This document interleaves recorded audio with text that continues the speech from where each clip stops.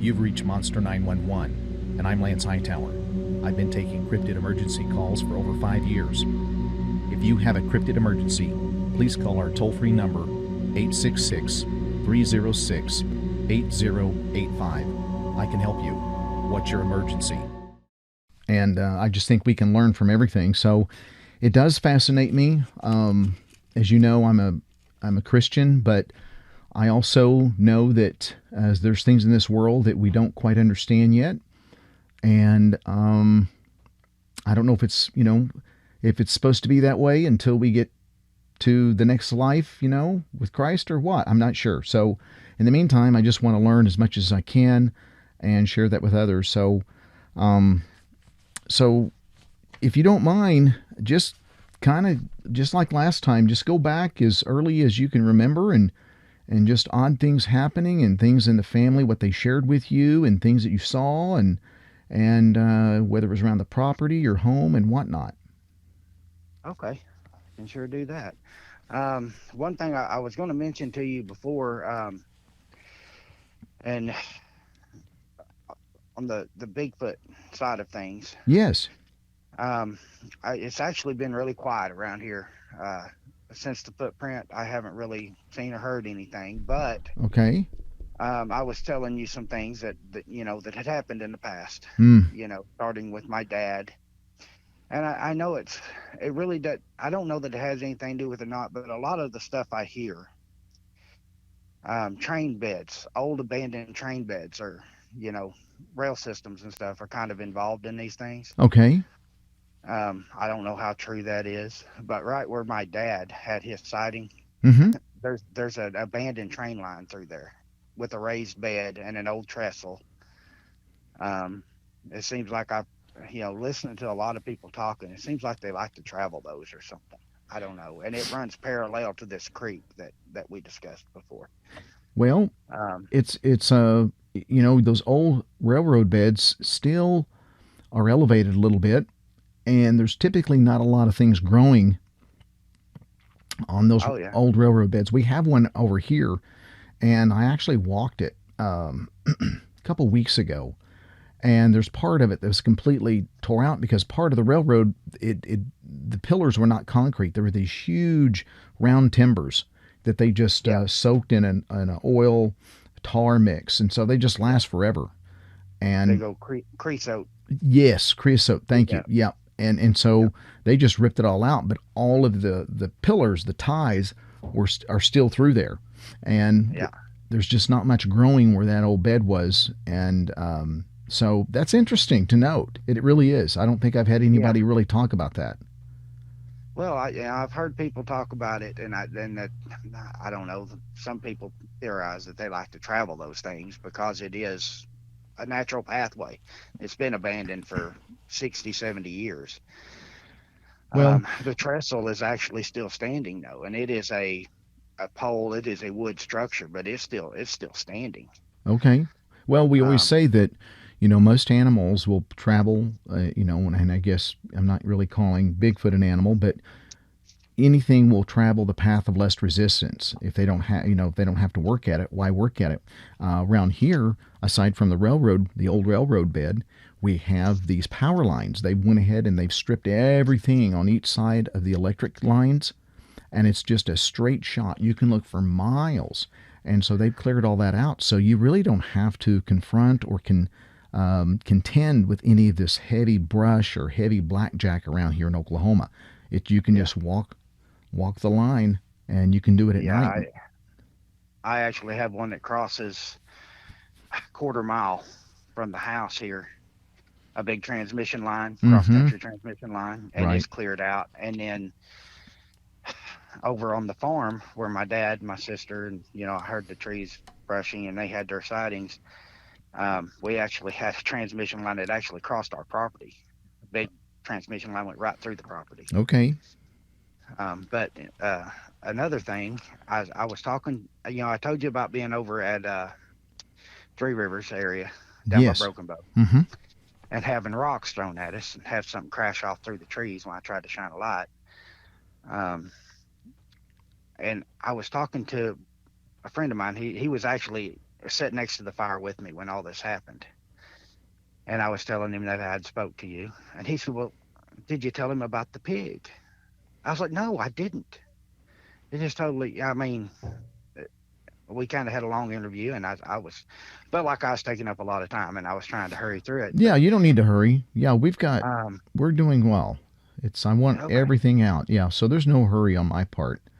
But tell me, well, please, tell me about the pig. the that was the second. The rock throwing was the second night we were there, and it come from the top of a little old ridge that was just to our north. Mm-hmm. Um, but anyway, the first day we were there, um, a little farther, probably 300 yards down the ridge from where we were camped, right along the top of just there was a pig, a I'd say 125, 150 pound pig, Okay. uh, hanging in the fork of a tree about 8 to 9 feet in the air, just Okay. draped, just draped in the fork of a oak tree. Now, obviously, it was dead. Yeah, it was dead. It was Okay. dead. Hadn't been there. I mean, it wasn't stinking yet. It hadn't been there very long. It wasn't all bloated up or anything. Of Right. course, it was, but Was it a wild it's pig been. that you could tell? It was a wild hog. It was a black, long, big old long head on it. I mean, it was your classic eastern Oklahoma wild pig. Um, I killed a lot of them over there. Like I said, I killed more pigs than I did deer when I was over there hunting. But Yeah. anyway, um, Hmm. yeah, it was just, And this was in Three Rivers. yes. Okay. Which there's pigs over there. So it was about Oh eight yeah. or 9 feet up in there, you said? Yes. Just hanging in the fork of an oak tree. It was a oak tree was maybe 12 inches through. It wasn't a great big oak tree, but it was not even on the bottom fork. It was a couple of forks up, just branches, and it was just laid and hanging up in the tree. Hmm. Well, Um, and then it was the following night that we had the rocks thrown at us off of that same ridge. okay. Well, you know that that's not really. I mean, a lot of people will say, okay, there's one other thing. I mean, two other things that possibly could be. Number one, man. Number two, a mountain lion. But I want to tell you, Yeah, it's not normal for either of those two to do that. yeah, It would make no sense for a man to do it. yeah, Number two, especially the only way you would do that is if you were trying to attract some attention, but the likelihood of someone happenly to walk, that just so happens to walk up on that and see that and then go, what is that? I mean, that's unlikely. So the yeah, mountain lions typically, they'll sometimes drag their prey up, but with a wild hog like that, unless it's a piglet, if it's bigger than a piglet, they'll stay in Oklahoma. Mountain lions do get large, but nothing like Alaska or Canada, yeah, and which they do get larger. But for the most part, mountain lions will just kind of eat them on the ground around yeah. And Oklahoma that I've I've seen. I've actually found several mountain lion kills. No, you have. Uh, I have. I've seen about a dozen of them in my lifetime, Okay. and a dozen mountain lions. And an area I used to hunt south of where I live, it's a vast. It's 10 miles wide and probably 25 miles deep with no roads. Mm. It's and I had permission to hunt a big section of land kind of in the middle of it, Okay. way back off from anywhere. And I've come across deer kills where you hair scattered about. You could tell it was a struggle, and then drag marks. But typically they would eat part of them and then bury them. They would be covered with leaves, like they were hiding it. Really? And yes, and mountain lion, cat tracks there. You could okay, this is obvious. You can see the track. It's 5 inches wide. It's round, no claw marks. Yeah. This is a Yeah. big cat. Right. But how a cat'll like scratch in a litter box. Mm-hmm. It looked like it had went all the way around this deer and scratched leaves, piled leaves. It drug it up in the brush, and there was kind of a dirt ring around it, but leaves piled all over the top of it, where it had like circled all the way around it, scratching leaves and throwing leaves on Okay. it, and cat tracks there. It's, so it's I know it was a cat, Right, um, right. and I had actually seen that cat about 2 weeks prior. We were back there pig hunting, and it crossed the we had there was a 300-acre Bermuda grass bottom that had a creek on two sides of it, and it crossed the bottom a couple of 100 yards from us, and just walked off, come out of the brush, walked across the bottom, dropped off in the creek. But in this About two particular weeks case, before I found that kill. oh, okay. But in this particular case, you don't.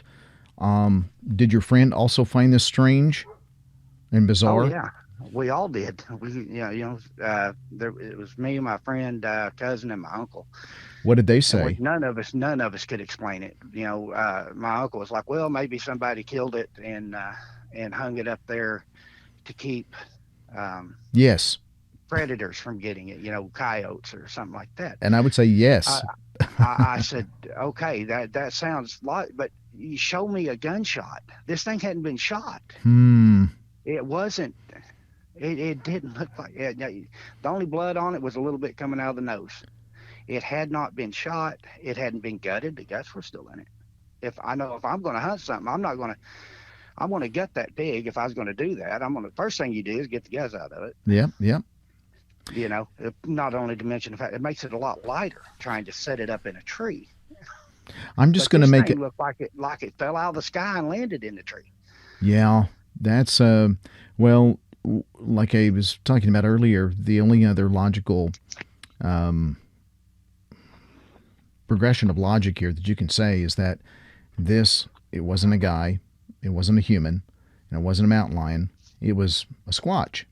Yeah, So I mean that's. where before I'm going to make a note here that Mhm. I'm going to take out, but whereabouts did this occur in Three Rivers? We discussed before the long narrow concrete, kind of a low water slab. It's got tin horns underneath it, but if it rains, it'll overflow on you. Um, Do you remember the and they call road? it, but Oh, I remember now what you're talking about. Yes. yes, Okay, I'm with you. I know where you're talking about now. okay. Yep, Um, I got it. I so remember. when you, I believe they lay in there. They're running the bridge is running east and west, Yeah, yeah, I remember looking and at that bridge. yeah, I don't remember the exact. I don't remember road names because it's all logging roads and stuff Yeah, back that's up in okay. there. I passed literally right by it, so I remember. Do you? Mm-hmm. Okay. Well, when you cross that going east, going deeper into the area, it seems like this has been 20 years ago when this happened to us. I Okay. haven't been back over there in a long time. Um, but you'd go back to the east, you'd follow that road back up in there, and then it would tee, and you had to go left or right. You'd make a right, and you followed that road. You know how everything kind of winds around up there in the hills. But anyway, you'll come to another low water slab, and that crosses the road there, or the road crosses Buffalo Creek. And our camp location was right there by the bridge. We would right before you would cross that bridge. There was a little turn in, and had a little campsite right there. Okay. Well, one thing I found interesting is that campsite's no longer open. Oh, We camped there all the time right. and did for years. Well, that the year that we found the pig and had the rocks thrown at, that was the last year I had went over there. Because, like I said, usually I went over, I spent a weekend, maybe killed a pig, and then I would come home and harvest my deer. Mm. Because Mm-hmm. we have great deer hunting around here. That was just kind of a getaway. Sure. Um, anyway, Interesting. I'll take a look the at that next now. yeah the next year, my uncle and my cousin and several other people, they went back over there and camped in our original campsite where we always have. And there were some people camped up over the hill from them, and You know how you run into people, and some people are friendly, some people don't want to talk to you, but these people are pretty friendly, and they were talking, got to visiting with each other. Uh-huh. And my uncle, who thought we were crazy, now he seen the pig, but he thought we were crazy about the rocks because he was already in bed Okay. when all that happened. Uh, he was telling these other people, and they were locals down around there, but he got to talking to them, and they he was asking if they ever seen Bigfoot, and they kind of, oh no, people say they do, but we haven't ever. And he said, well, my nephews and a friend, they had this rocks thrown at them, and we did find it, told them all about it. Well, the next year they went back over there after talking to these people. They went back over there, and there was a big set of rocks, like you think you'd have to move in with a loader, blocking the drive into our camping area, to where you couldn't camp there anymore. You can't drive in there in that camping area anymore. They blocked it off. Isn't that interesting? And I thought, that's been that way for 20 years. Why would Yeah. they block that off like that? Well, it in my mind, that's happened with some campgrounds around Oklahoma. Yeah. That just like recreational areas. Yeah. We can come up, we can hypothesize a couple things, but it's very interesting how it'll lay low for years, where you can go back and you can camp, you can picnic, you can unload a boat, you can go into an area. But why would you block an area that's already remote? Yeah. And this particular area you block off, so that tells me that someone told someone that told someone, it got around, and so they just didn't. One way that I'm finding out that the wildlife department, especially in Oklahoma, I can't answer probably for other states, of course, but in a way you could, is that one way to keep people from having an incident with Bigfoot is just block off people, because you can't control the Bigfoot that are out and the dogmen that are out and whatever other cryptids, but you can control where people go. So what do? Yeah. They close off this recreational area, the boat ramp, they knock all the concrete out, and they just put a big sign, keep out, or they make it so intolerable to camp because there's no flat area to camp and it floods, that you just kind of go, okay, well, whatever, and you don't go there. But I find that very, very telling that someone did not want that to some people to go in there. Yeah. They went over there, and it was blocked off. They had to find a whole nother area to hunt, someplace they didn't know. They had to go, basically go scout again, because they ended up having to camp in a different area. Mm. And my uncle was complaining. I said, well, that's what you get for talking, telling a bunch, telling these people this, because that's the only thing I could figure too. Yeah, and a lot of those local people, they do down in that region. The game warden knows a lot of those people. And the game warden that works that area. My boss lives down around. Okay. If you know where that's at. Mm-hmm, I do. Okay. He lives down there in that area, or he used to. That's where he grew up. And they have a huge lease, like, I don't want to say like 2,800 acres of Weyerhaeuser land. That's right there in that area. Okay. And but the game warden that works that, they've known each other their whole life, and went to college with each other actually. Mm. So I mean, the guy that is the game warden there is a resident, and he grew up there. Okay. He went to high school in the area. So he knows everybody. He's going to know everybody there because he grew up there. Mm-hmm. He's not a transplant. He's a local himself. Yeah. So he knows. Yeah. Yeah, he knows. Now. But anyway. Yeah, go ahead. Oh, no, you go ahead. I was just going to say that even though he's a transplant and he may himself had an incident, we don't know that. But he probably has talked to people growing up in that area. Now that he has this position, they're very strict about what they can say and let out, for sure. Oh, yeah. And so, now that he has that job, it's kind of, can't talk about it. Yeah. Oh, yeah. So, That's all I was going to say. Okay, yeah. But another thing, where we camped at, they set them rocks in there. They blocked off the camping area, and they left just enough room for a person can park there by the creek, but they can't. You can't pull into the campgrounds anymore. I mean, that's all gone. Um, my boss actually every year he floats that. It's a pretty good sized creek, and it runs into oh Hmm. um, it's one of the feeders. Mm-hmm. And every year he'll get on it and he floats it in his kayak. Him, several of his buddies, they'll go down there and they'll just float it and they'll take their fishing poles, catch some smallmouth, Mm-hmm. and bring. Um, well, this summer, they were floating that, and they found a black bear hanging up in a tree, dead. Black bear? A black bear. Uh, like, how was it hanging? Just dangling over a branch up in the air. He said it was probably 16, 18 foot up in the air, just hanging over a branch. Okay. So it wasn't tied with a rope or anything like that. It was just It hanging. wasn't tied with a rope. It's actually hanging over a limb. Okay. And he found that kind of odd, and it's in an area that you can't get to. You're either going to walk a long ways, or you're going to have to get in a boat to get down there. Okay.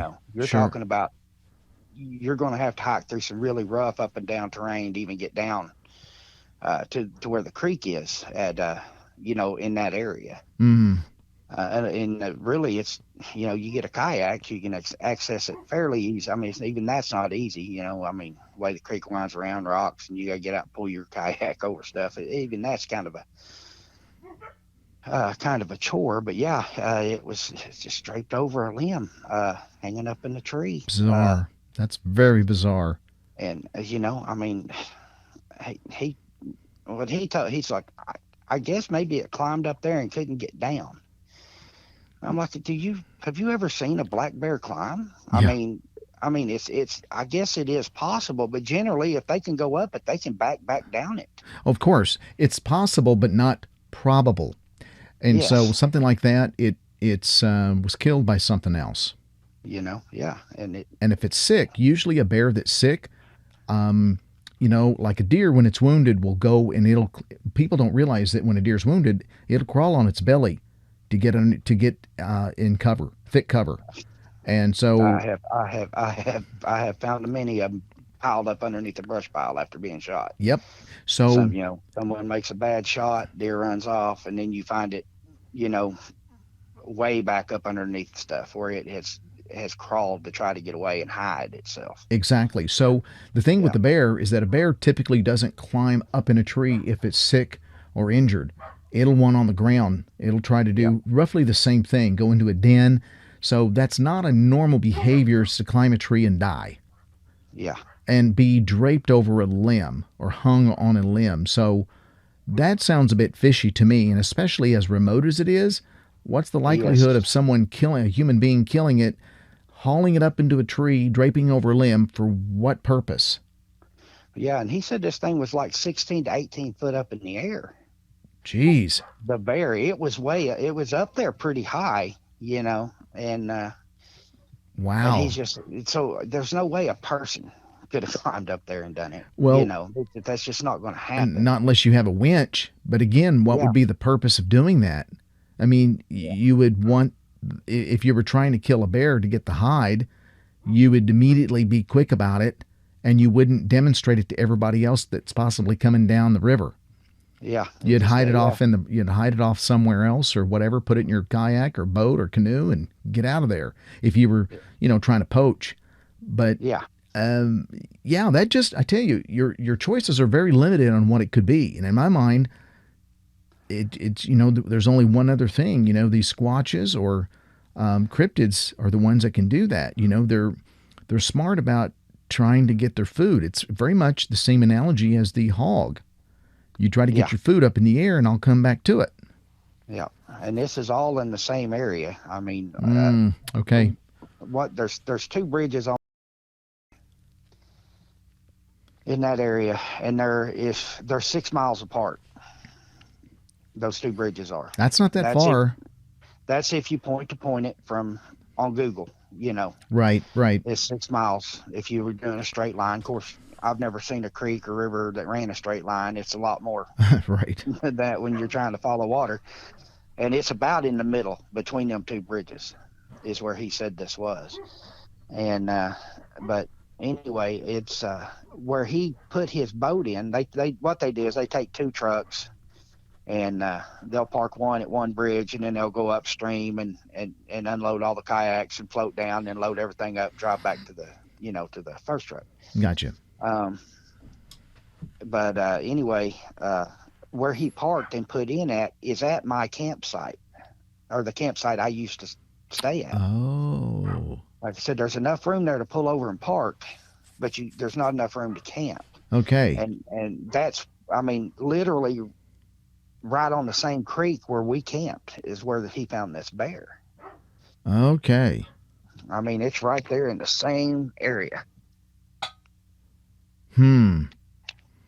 Interesting. Well, it's kind of telling that too. I mean, what's the likelihood of a hog up in the tree and a bear up in the tree not that far away in proximity?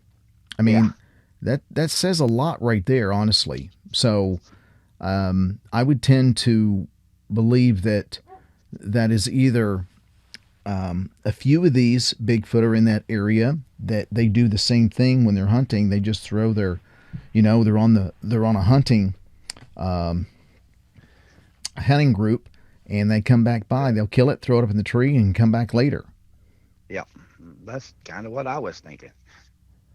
Yep, they'll come back by later. That's an area and who knows how far they range out to hunt. But obviously, it's the same pattern.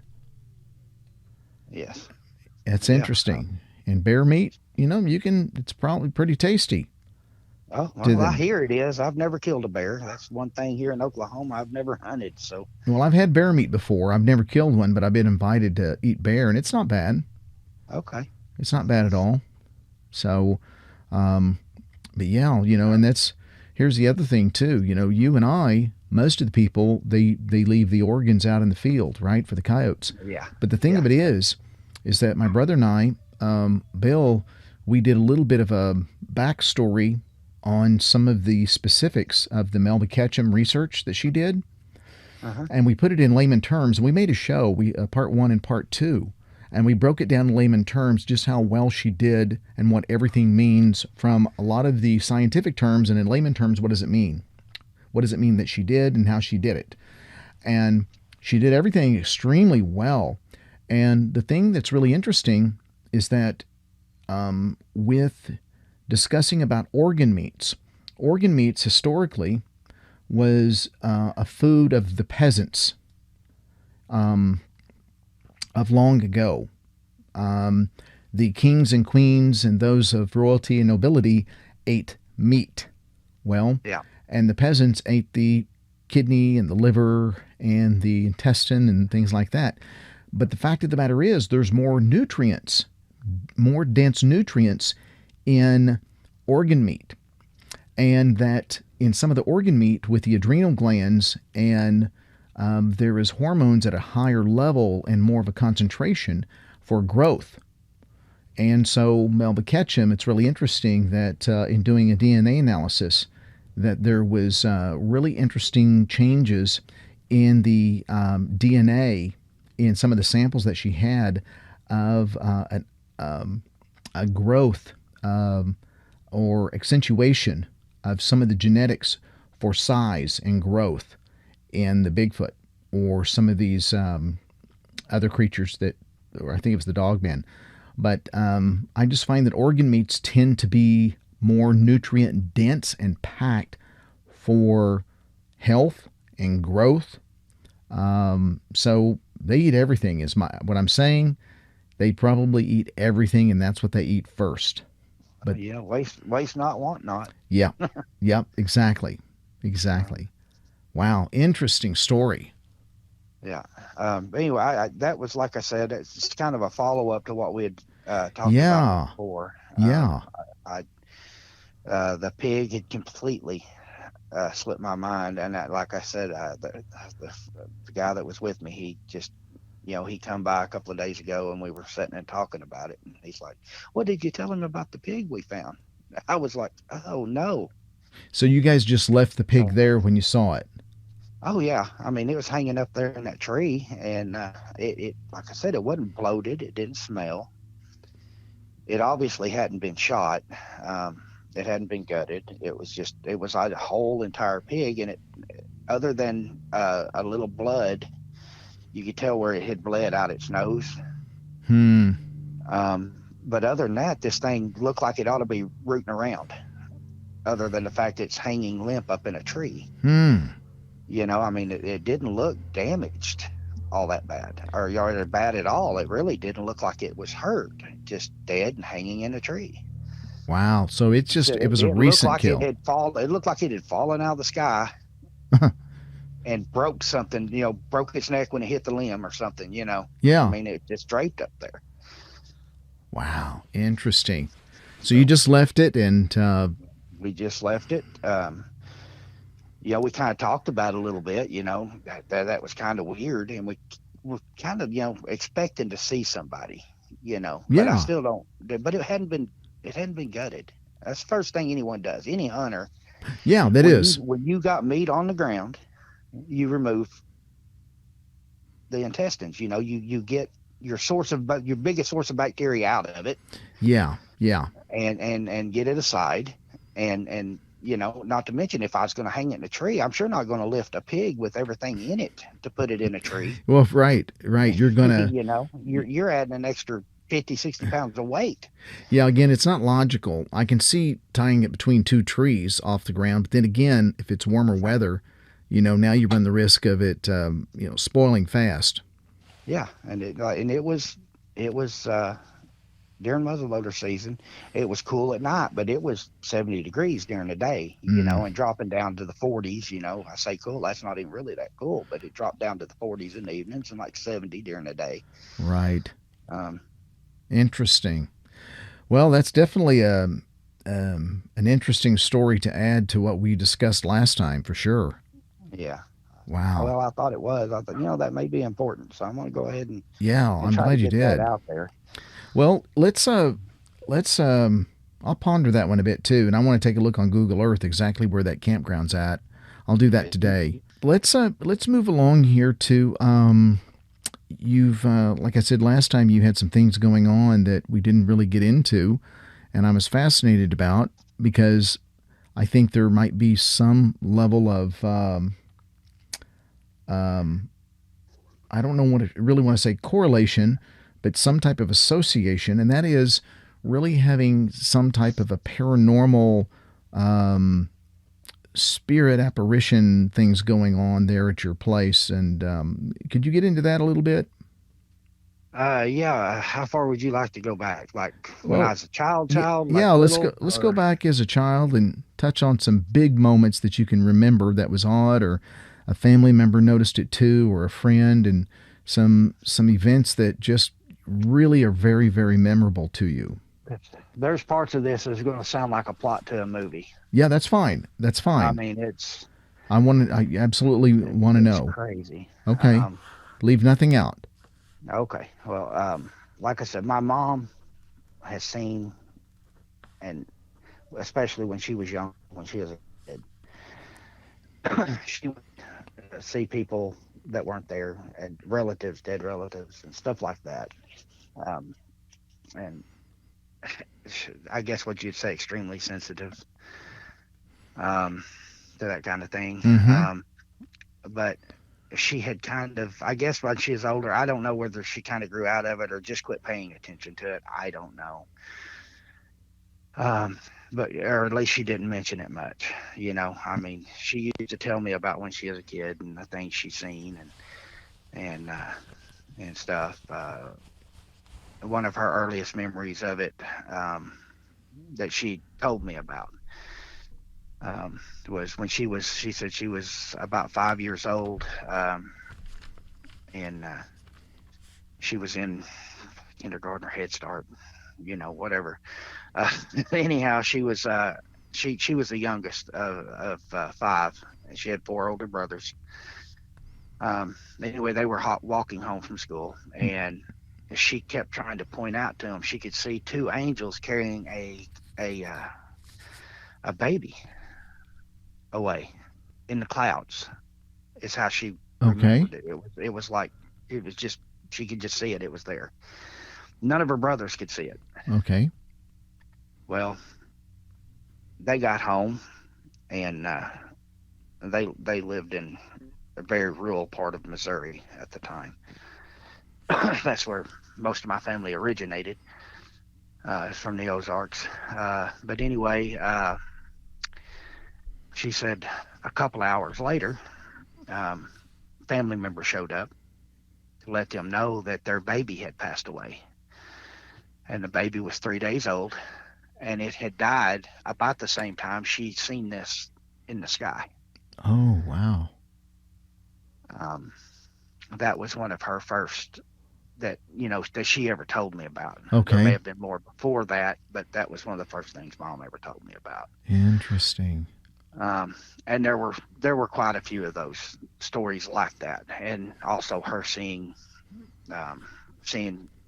and talking to a great uncle when no one else could see him, um, that she didn't know, but she had drawn a picture, and she is an artist. This was when she was like a teenager, Okay. and anyway, she drew a picture of who she was talking to, and everyone thought the family kind of thought she was off her rocker, but anyway, she drew a picture, and my great grand or my grandfather looked at it, and he said, "Well, that's my uncle.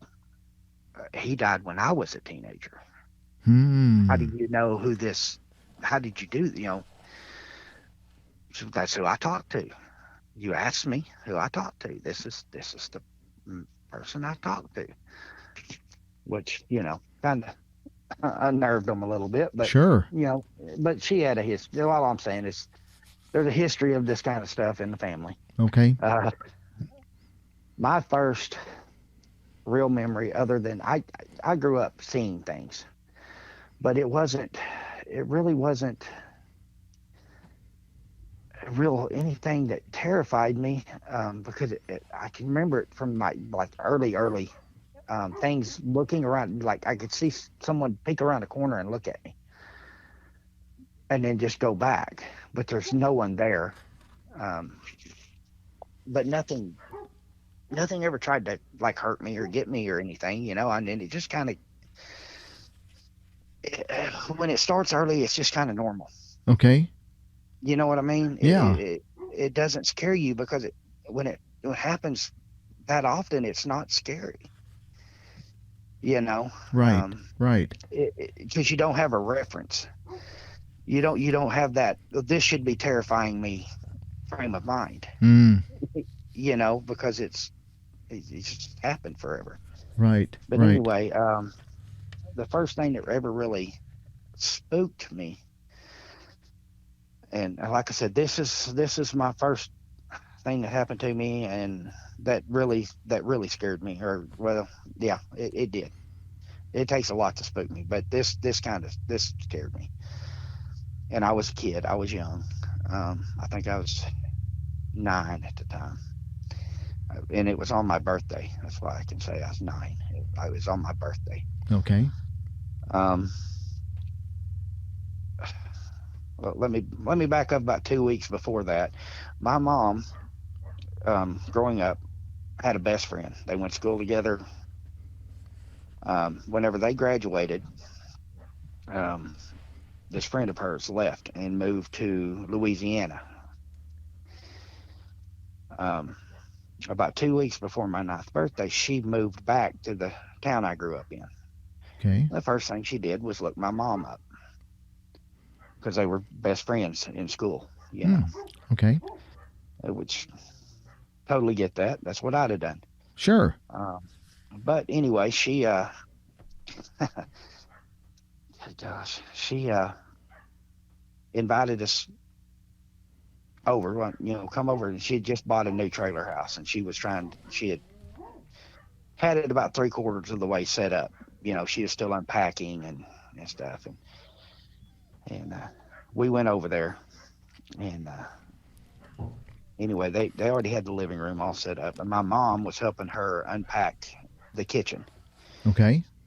And anyway, me and my sister, who's oddly enough is 3 years younger than me, to the day. We were both born on the same date. Oh. 3 years apart. Oh, wow. So we're sitting on the couch and we're watching TV while they're unpacking the kitchen. Okay. And this woman starts telling my mom about how she was a witch. That And my mom, she was or is? well, she told her that we told her she wasn't. She told her, she said, I'm a witch. Okay. While I was in Louisiana, I joined a coven, and she's just laying it all out there. As she And was as she was unpacking dishes, and you guys were in the front room.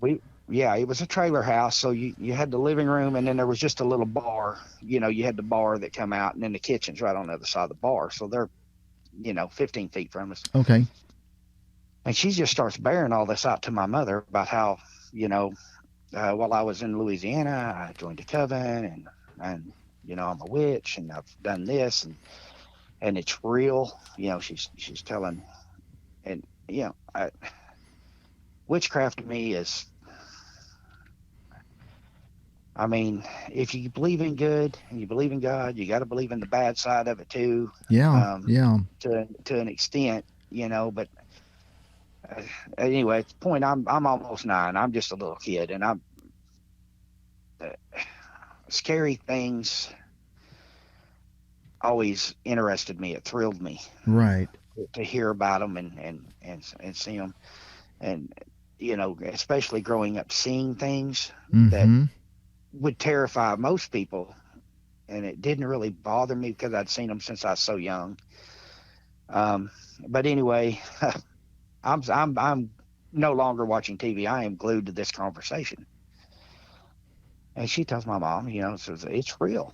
My mom said, witches aren't real. That's the first thing my mom told her. That's witchcraft is not real. That's a bunch of hooey. That doesn't happen. Okay.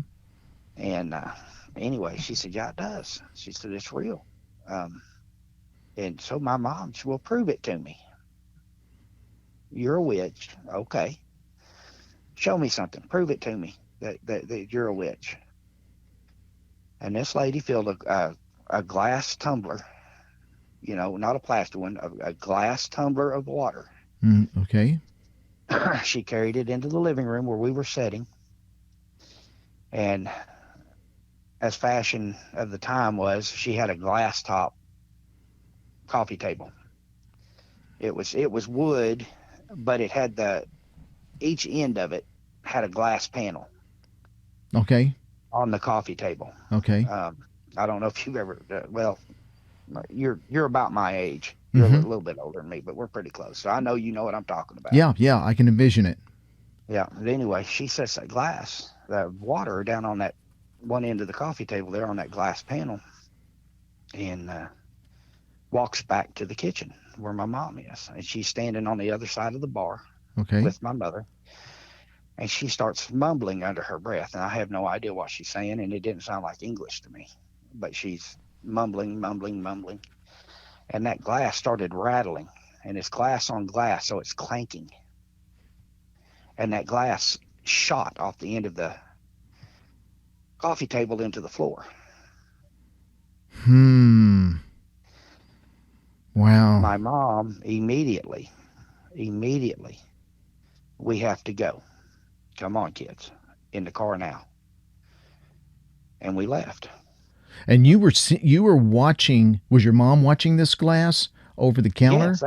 Yes, they were standing side by side. The glass was 1.5 feet in front of me. I was sitting on the couch, and this was on the coffee table right in front of the couch. She carried it from the kitchen in there to where we were, set it down in front of me, walked back to the kitchen, and then from the kitchen made this glass shoot off that coffee table. I mean, it started rattling like we were having an earthquake, and then it just shot off. Wow. And your sister was with you to see this too. Yes, yes, she would have been 5 at the time, almost 6, because like I said, we got the same birthday. Whoa. Whoa. So my step That's not good. mommy, yeah, mom immediately, we got to get, got us out of there, got us away from that situation. We got to go. Yeah. What did her friends say when you guys were leaving? Sure you're not going to stay and help me no more? Nope, I've got to go. I've got something to do. We've got to get out of here. I'm sorry, we've got stuff to do. And so we leave, we get out. Now, Wow. as far as I know, at least while I was there, or with them, there was no more contact unless it happened. When I mean, you're not always with your mother, so you don't know. But Right. I Yeah. mean, Yeah. as far as I know, there was no more contact until the night of my birthday. Now, on the night of my birthday, mom was like, "What do you kids want to do?" And I immediately, we have a little local legend down here. It's a bridge. Um, and growing up, everybody did it. You go down there and you park on one hill. It drops down. Then there's a bridge at the bottom, and then at the top of the other hill, there's no turnoff roads. But if you sit there, kill your car, turn your lights out, it didn't happen all the time, but it would happen pretty regular. That hill would light up opposite of you. You're looking across the bridge at the other hill, and that hill would light up like a car fixing to top the hill. Mm. I mean, it would get bright, Mm-hmm. and then they would just shut off, and nothing would ever come over the hill. And Interesting. that's our town's little. Every town's kind of got its little spot. Yeah. Yeah. That's I don't know about Bragg's where you're from, but who I knows. I was very young. I'm sure yeah there's several. I I've worked there a lot, and at Camp Gruber, Yep. um, right there. So I know that area fairly well. I've worked all over the base, but anyway, um, the hill had started lighting up, but that's the legend that the hill lights up, um, and that's what I wanted to do. Of course, my little sister wanted to do anything her big brother wanted to do. She wanted to be in the middle of it. She wanted Sure. it too. So that I'm begging, take us out to the bridge. Take us out to the bridge. I want, take us out there. And mom and another friend of hers were there, and they were like, "Yeah, we'll take you kids out there. Let's go." And mom's friend had a daughter that was my sister's age, so yeah, we'll take you kids out there. Just But this wasn't the same friend that she was helping. no, no, no, it's a different A friend. different friend. Okay. Okay. Yeah. So anyway, as we're getting ready to leave, we're like coming out the door. The other one that had moved the glass, shot the glass off the table, shows up at the house just randomly, just pulls up in front of the house. As you guys were leaving. As we were coming out the door to leave, and she shows up. I says, "What are y'all doing?" I said, "I'll take these kids out to the bridge, just try to scare them, trying to be friendly." Yeah. And I mean, it obviously weirded my mom out some. But Yeah. Yeah. Just to show up like that. yeah, she's trying to be friendly. Hmm. And she's like, "Yeah, we're just gonna take them out there, being polite." Anyway, this woman kind of throws herself into the mix Hmm. of, "Well, I want to go. I want to go. Well, there's room. I'll go with y'all." And we had So I she think self it was invites her. She invites herself. yes. And at the time we had I think it was like a '76, maybe Chevy Impala 4-door. Okay. I'm a boat.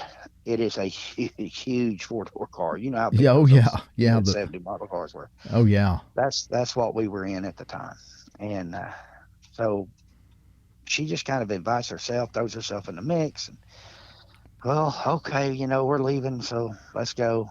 Um, well, we get out there and we're sitting and we're waiting on lights, and like I said, sometimes it happens, sometimes it didn't, but we're waiting on lights to show up if they're going to. Mm-hmm.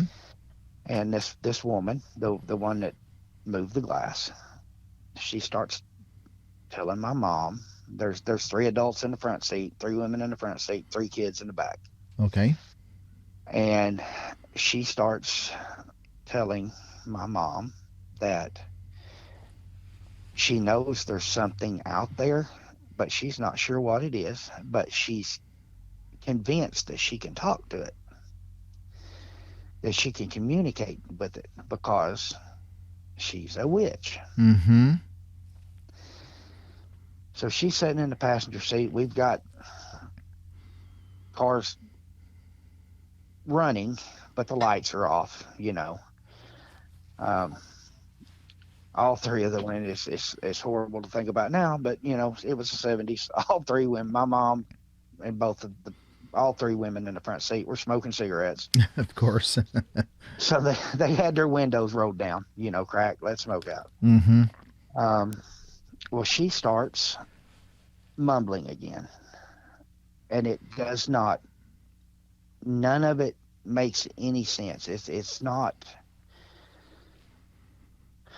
English. Mm-hmm. Whatever it is she's mumbling it's not, it's just babble to me. Right, right. But anyway, she does this for, I don't know, 5 or 6 minutes, and then she stops and they start talking again. And all of a sudden she says, "Do you hear that?" Who says that? The lady that was doing the mumbling. Okay, okay. She's like, "Do you hear that?" So everyone just, you know, everybody quit talking.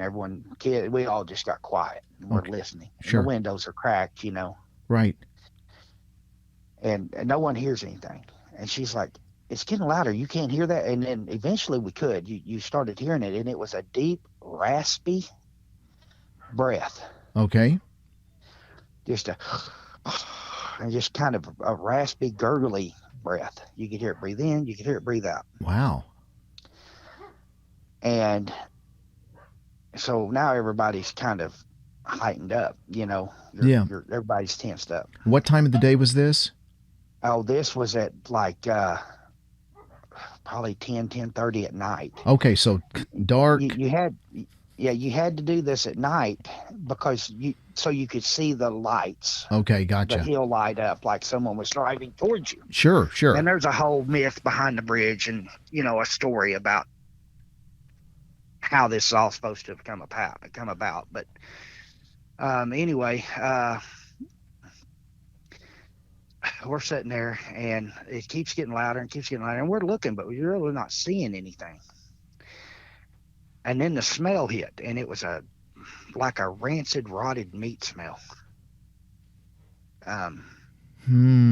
Literally, like decayed flesh.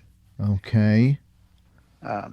Like you went fishing, and you gutted the fish, and you put the bones and everything in the back of your truck in a bucket, and you forgot to haul it off. Smell. Yeah, exactly. That kind of smell.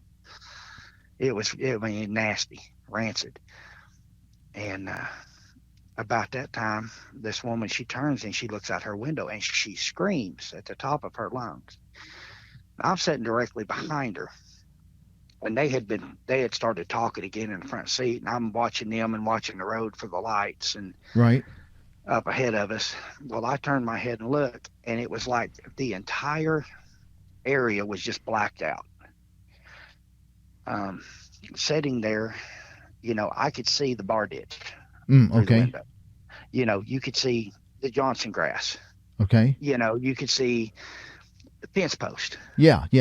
You know, you could see it. You're looking 10 foot out the window. You could see it was black. I could see nothing out that window. It was just a black mass. Wow. And she screams at the top of her lungs. My mom looks. She starts the car immediately, throws it in drive, and just floors it. Don't get it out of there. And this is a blacktop road. It had been oiled and chipped about 20 times, and it's essentially blacktop at this point. It's been packed and redone so many times. It's blacktop. Right. Sure. Or asphalt. The car, we take off. We didn't move 4 feet, and it felt like someone had chained our axle to a tree. the car stopped, threw me into the front seat, or threw me into the back of the front seat. It stopped that hard. All of us kids ended up in the back floorboard at that point. I mean, it just rolled us out of our seats. It stopped. Like your mom hit something. Yes. It's Like I said, something jerked so hard that the forward momentum of everybody inside went forward. yes. Oh, wow. My mom is still on the gas. And them old cars, they had big motors. They didn't have a lot of horsepower. They would run 150 miles an hour, but they didn't have a lot of bottom end. Yeah, yeah, yeah. What I mean? Yep. This car sits there, and it just keeps, you can hear the motor just winding tighter and tighter. And finally, our tires it wasn't positive track, a tire, one of the back tires break loose, and it's just smoking. We're just sitting and spinning, just balling this tire, burning it up.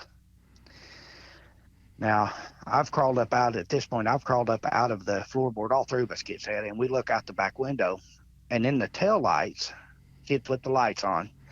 In the tail lights, there was something standing that was almost as white as the trunk, but it was just a black mass. There was no detail to it. It was just a formless mass. Just a big black mass. Wow. And then that was reflecting off of the tail lights that you could see. I mean, you could see that the tail lights were on either side of it. It was it's about as wide as the trunk nearly. And you could see to the left and right of the car because of the tail lights, but you couldn't see directly behind the car. Okay. If that makes any sense. Yeah. It was like it was blocking any light from going back, or we couldn't see through it. Or it was just absorbing light. Going back. Yes. I was 9 at the time. Whoa. So now everybody's screaming. And then all of a sudden it just turned loose and the car rocketed. I mean, we launched Yeah. And we launched, went across the old bridge over the next hill. No, nothing else. That was like, okay, everybody's terrified. Sure. But anyway, we get back to the house and we're all in a panic. Well, our yard had a chain link fence around it. It did not have a gate that went into the driveway. You pulled in to the driveway, and the driveway was actually fenced off. It was like a little, okay, a little square taking out of the yard. Yeah. That you parked in, and it had a little small gate that you would walk through into the yard. Gotcha. Well, this car was so long that you had to put the bumper up against the fence in front of the car. So if you got out on the passenger side, which is where I was sitting, back seat, passenger side, you had to walk around behind the car and then along the driver's side to get to the gate to go into the yard. Okay. So whenever I get out and I get to the back of the car and I'm walking by, and we have a security light right there had one right there at the driveway. Well, in the dust on the trunk of the car was a handprint, an actual 5-fingered handprint on the trunk in the dust. Oh, man. And this handprint was bigger than anything I've ever seen as far as, we went in, my dad come out and he put his hand down next to it. And you could have almost put 2 of his hands in it. Whoa. It was that wide. But you clearly see a thumb and 5 fingers. And then a thumb and 5 fingers, or just a thumb? Thumb and 4 fingers. I'm okay. sorry. Okay, that's okay. It's that's five digits. But anyway, and I seen the handprint, and I told Mom. She come back and looked at it, and we all run inside, and she got Dad, and we went back out to look at it. And he noticed that on the back bumper, it was the handprint was a right hand.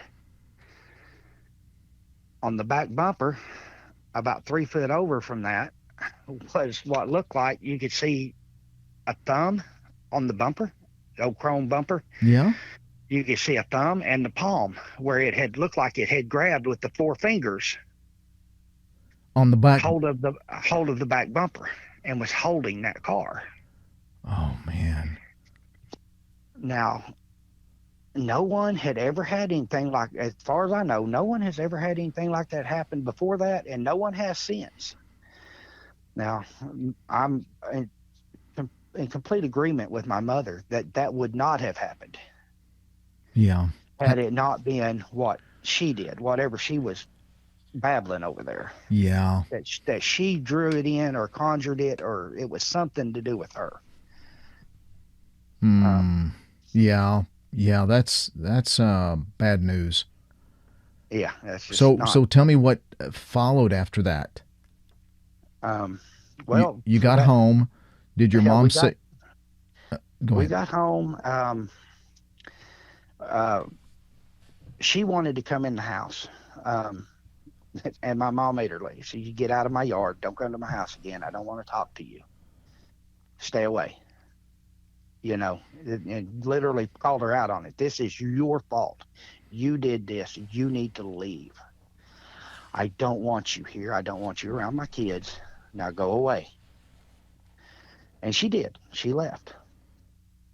And And now this was a friend that she had known for a long time. they went to high school with each other all the way through high school. They were best friends. Wow. But like I said, when they graduated, she had went to Louisiana and had been gone for 10 or 12 years, Mm, before she came back yeah. to her hometown. Um, so anyway, and then we went in the house, all of us scared, and we, sat around, and mom's dad has seen the handprints, but he wasn't with us. And my mom is just keeps telling him what happened over and over and over again. Like, you don't understand. He's like, I'm listening to yeah, but you do not understand. I mean, it really shook her. Sure. And of course, we were just little kids. We were, that really scared us. Sure. Absolutely. But anyway, Wow. it was another. That was Uh, well. The thing of it is with this witchcraft. I interviewed Reverend Dave, and he talked a little bit about satanic rituals and yes, I've heard those interviews. yeah. And so the thing of it is that this witchcraft and satanic rituals and cults are all extremely, unfortunately, very, very real. What they do is Hmm. very, very real. And it gets into kind of what Reverend Dave and I had talked about is that very few people talk about this in churches because it's scary. Um, they don't talk about the reality that, you kind of said it plainly and succinctly. You said, you have good, where's the evil? Well, that's the Yeah. evil. And in evil, there's power with Satan. There is power, there's real power. And when people experience that, they get this endorphin like, wait a minute, I'm powerful. That's, when they start playing in many ways God. And that's what Satan wants them to believe. So they continue with it and perpetuate it, and they get stronger and stronger. But the fallacy is that you don't want that at all in your life. That can Oh lead to no. some really, really bad things to happen, and you don't want that. And it can lead to other problems being problematic for people in the family in your life. And so, what appears this greed of power on the surface is a very dark, dark evil, and that, but it is very real. Yeah. I think people get enamored with the power, and Hmm. they forget that there's always a consequence. It There is, costs you something, there is. whether it be, in your personal life. Or I'm a Christian too, so I would say your eternal soul. Yeah, Um, yeah, you exactly. know, so yeah, it's best just to leave that kind of stuff alone. But people, I don't Yeah. know where their minds are. I mean, they just worry about material things Well, and that's it. And they're made and promises. power. They're made promises in this world of power, money, prestige, notoriety, all those things, and that's what they're promised. The problem is that's very, very temporary. It it Yeah. it it it rots and rust, and Yeah. that's not the real life that a person wants to live. It's a very Yeah. scary, dark life, and it's one that people don't want to talk about. But it is, unfortunately, like I said, very real.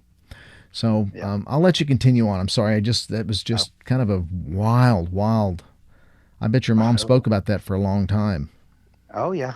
Like I said, it's almost like the beginning of a class B horror movie. Yeah. It's like the beginning of it. That's just um, I tell people that story. I've told a few people, and out of respect, they don't tell me I'm crazy, but I do get that look. You know Well, what I mean? But I well, was there. I seen it happen. I know what happened, well. Tell me this: and it is unbelievable. Did you But guys ever go back? I didn't go back. We didn't go back. I did when I was in high school. Okay. When I got much older and had my own car and stuff, I went down there, took a girlfriend down there, and we actually did see the lights that night. Okay. The hill lit up, and it did it twice. Like there was somebody coming over the hill. At which point I drove across and up over the hill, and there's no cars there. There's no one coming that direction. There's no place for anyone to turn off. Um, you know, uh, but that was like, that was what the bridge was supposed to be. That's Hmm. what it's been that way for years. It was that way when my mom was a kid. Um, like I said, it was the local legend, Hmm. that we Right. had Right. there. Right. Exactly. Um, but I didn't. That was the only time I ever went back. Was that one time. And like I said, I was much older then. Um, but anyway, we let's see. I guess I could tell you about the Ouija board stuff, um, which is anybody who happens to listen to this, don't do it. Leave it alone. Yeah. Yeah. That's what Reverend I'm Dave gonna, said. It's a calling card. It's when you yeah, throw out an yeah, invite. And that's why I got into. I had a very nice subscriber say, Lance, you need to tell people that when you have this EMF reader, it in itself it is not a caller for the unseen realm, for the dead. But when you yeah, start using it in combination, you know, like a cell phone communication, so to speak, like a telephone, when you actively yeah, go out and start talking, now you're using it as that. Don't do that, you know. yeah, And so that's what I went back and I told people, listen, don't do that. You can use it for cryptid investigation and it goes off, fine, but don't actively start talking to. just have it playing in the background, Yes, yes, or you can recording in the just background. just note the alarm when it goes off, and that's Yeah. it. But please continue. I'm sorry I interrupted. Oh. But anyway, so this was not long after that. I, uh, Probably within a year. Um, they sold their house that we were living in, and they moved um, up the road.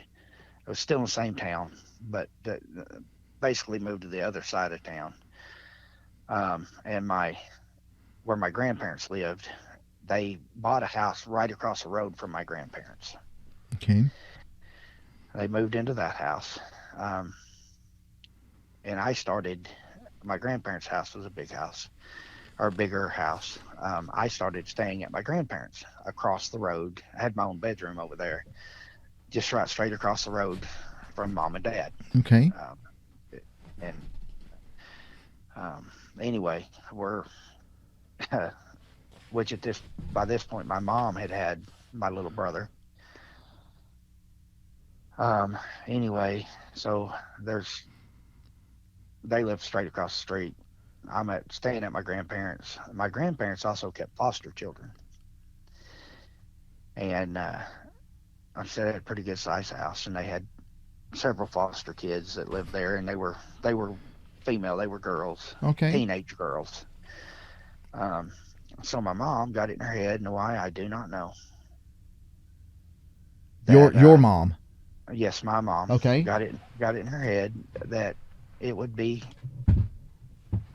neat or cool to get a Ouija board and to have Yeah. those teenage girls come over, and she was going to mess with them, and she did. You know, she would rig her house. She had, fishing line tied to stuff to where she could make stuff rattle and move, and it was all just a big sham to scare these teenage girls. That's all it was. That's how it started. Anyway, Hmm.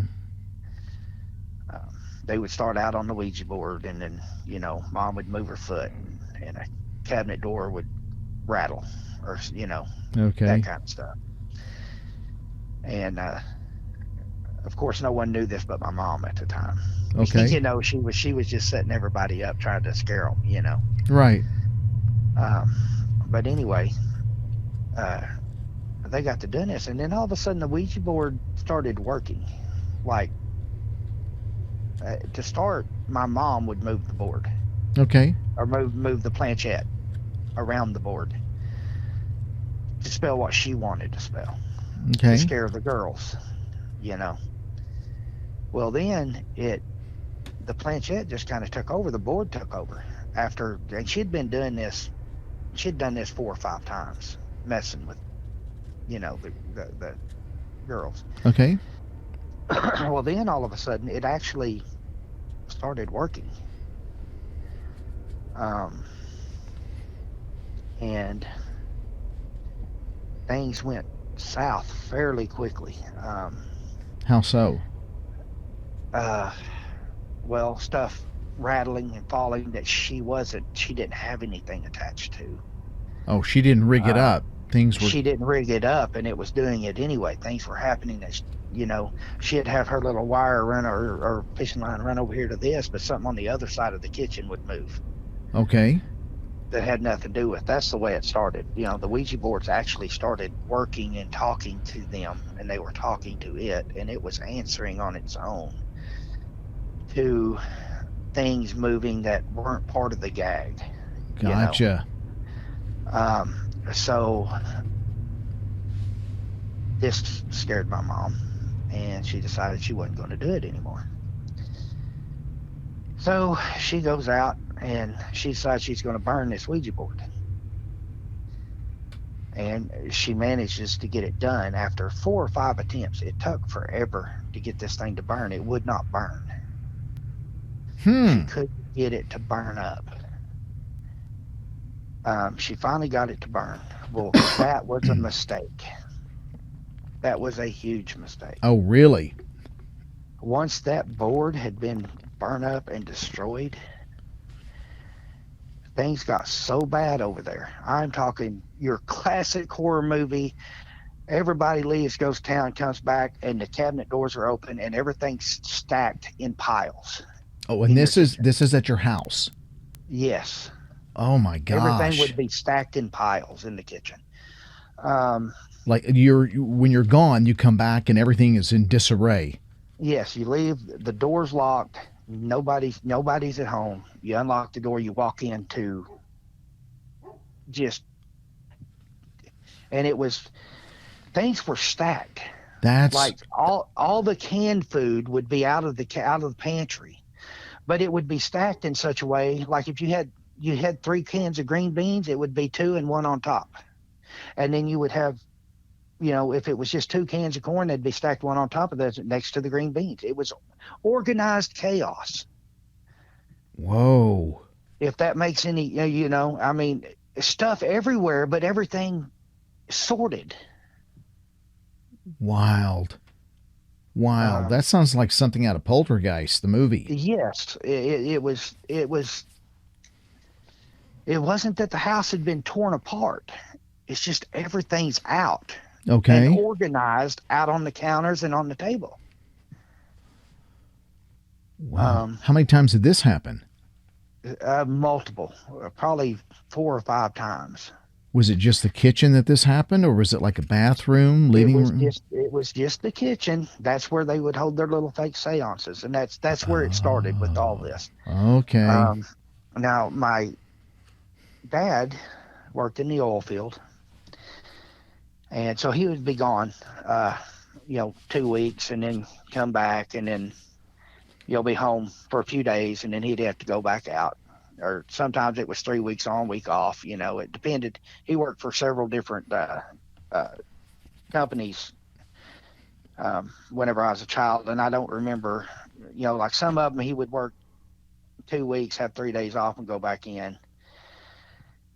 Some of them was 3 weeks on, a week off, and I don't remember which he was working at this particular time. I just know he was gone a lot. Okay. He would go, and then he would be back, and then he would go, but when he was home, nothing ever would happen. It only happened when he was not at home. Hmm. And he literally thought my mom was off her rocker. He thought she was going nuts. You're being crazy. There's, um, because nothing would happen when he was there.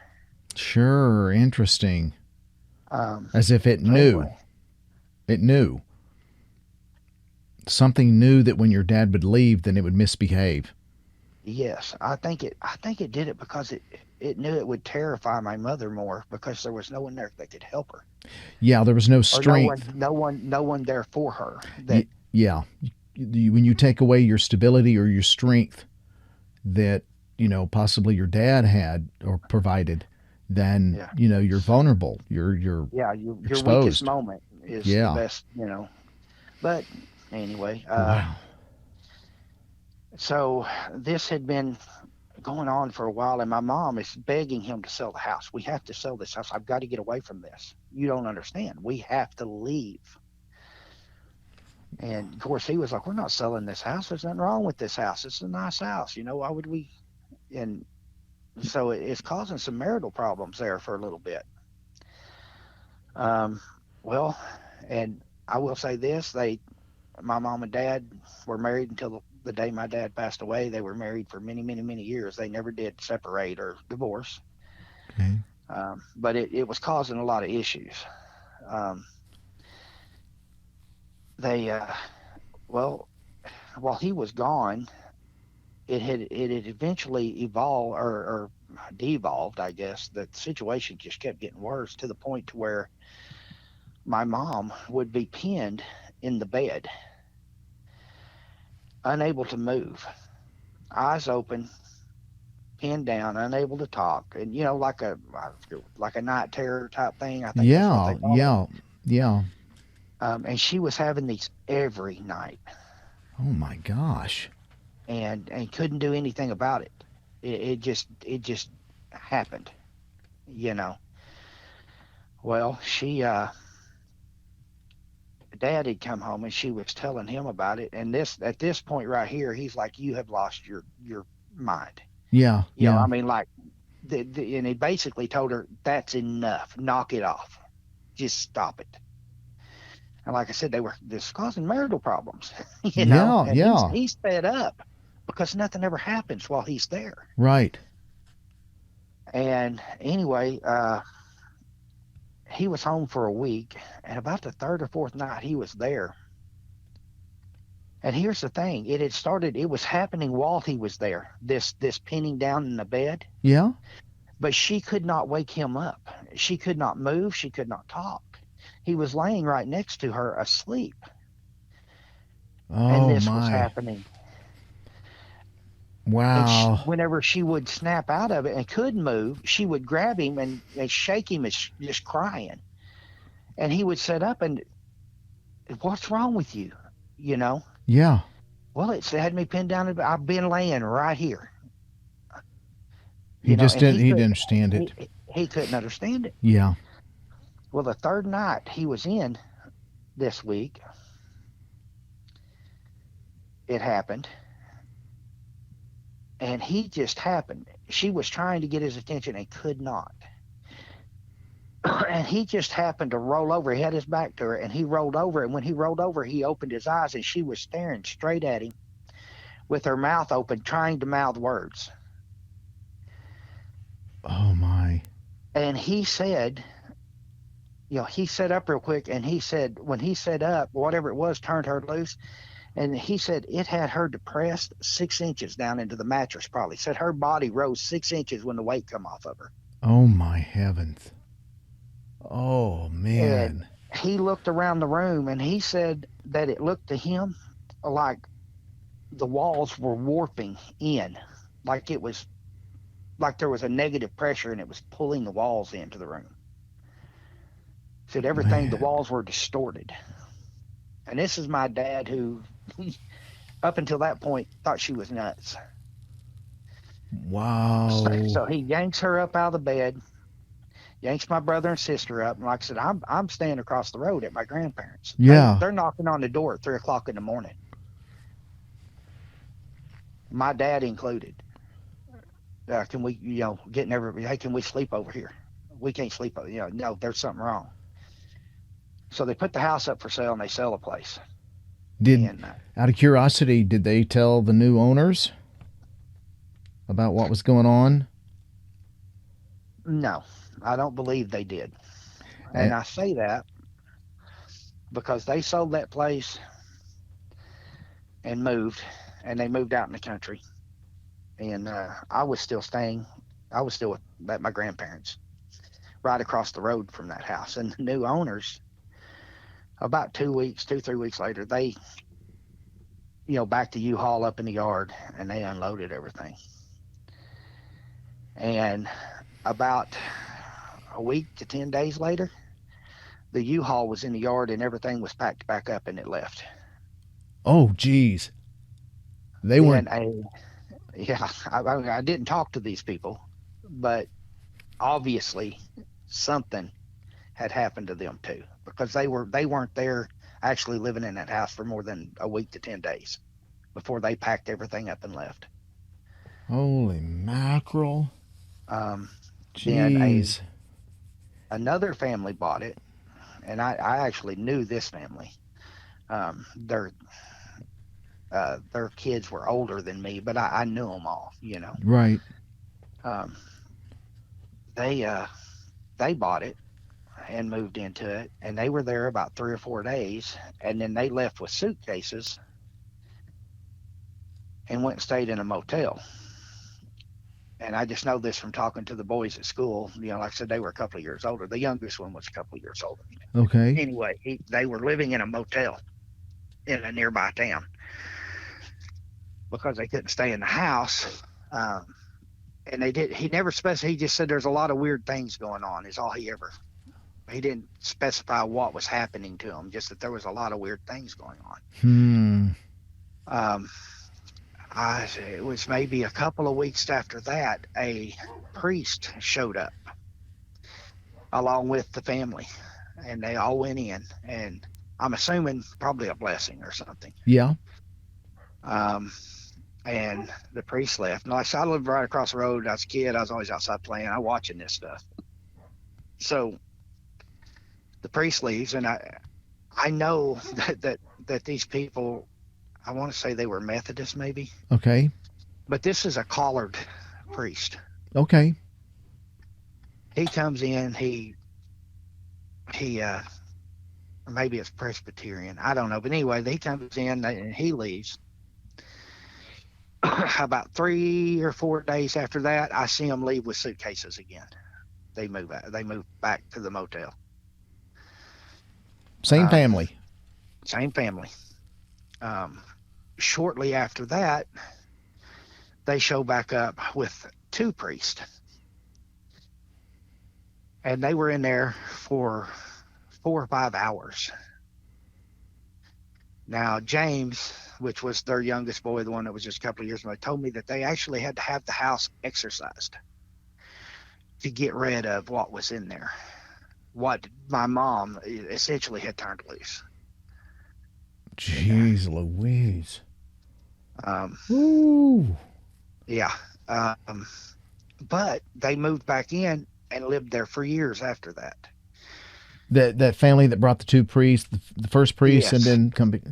Okay. Yes, they moved back in and lived there for a long time. I mean, lived there for years. And then whenever they sold it, they actually sold it to a friend of mine I mean, I was out of high school when they finally moved out of that house Mm-hmm. and sold it to a friend of mine. And he lived there, and no one's ever had any problems there that I know of after it was exorcised. So after they did the exorcism. Um, Not that I'm aware of anyway. But Wow. uh, Jeez Louise. That's now, some. Well, that is the worst I've heard of.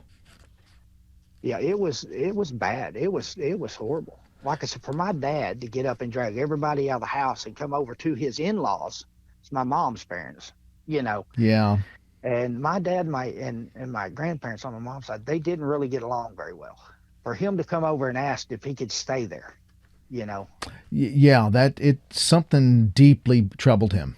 at 3 o'clock in the morning to knock on it, Well, he said he. what he said, this is what happened, this is what I seen. She's not lying. We got to get out of there. So did your dad after that?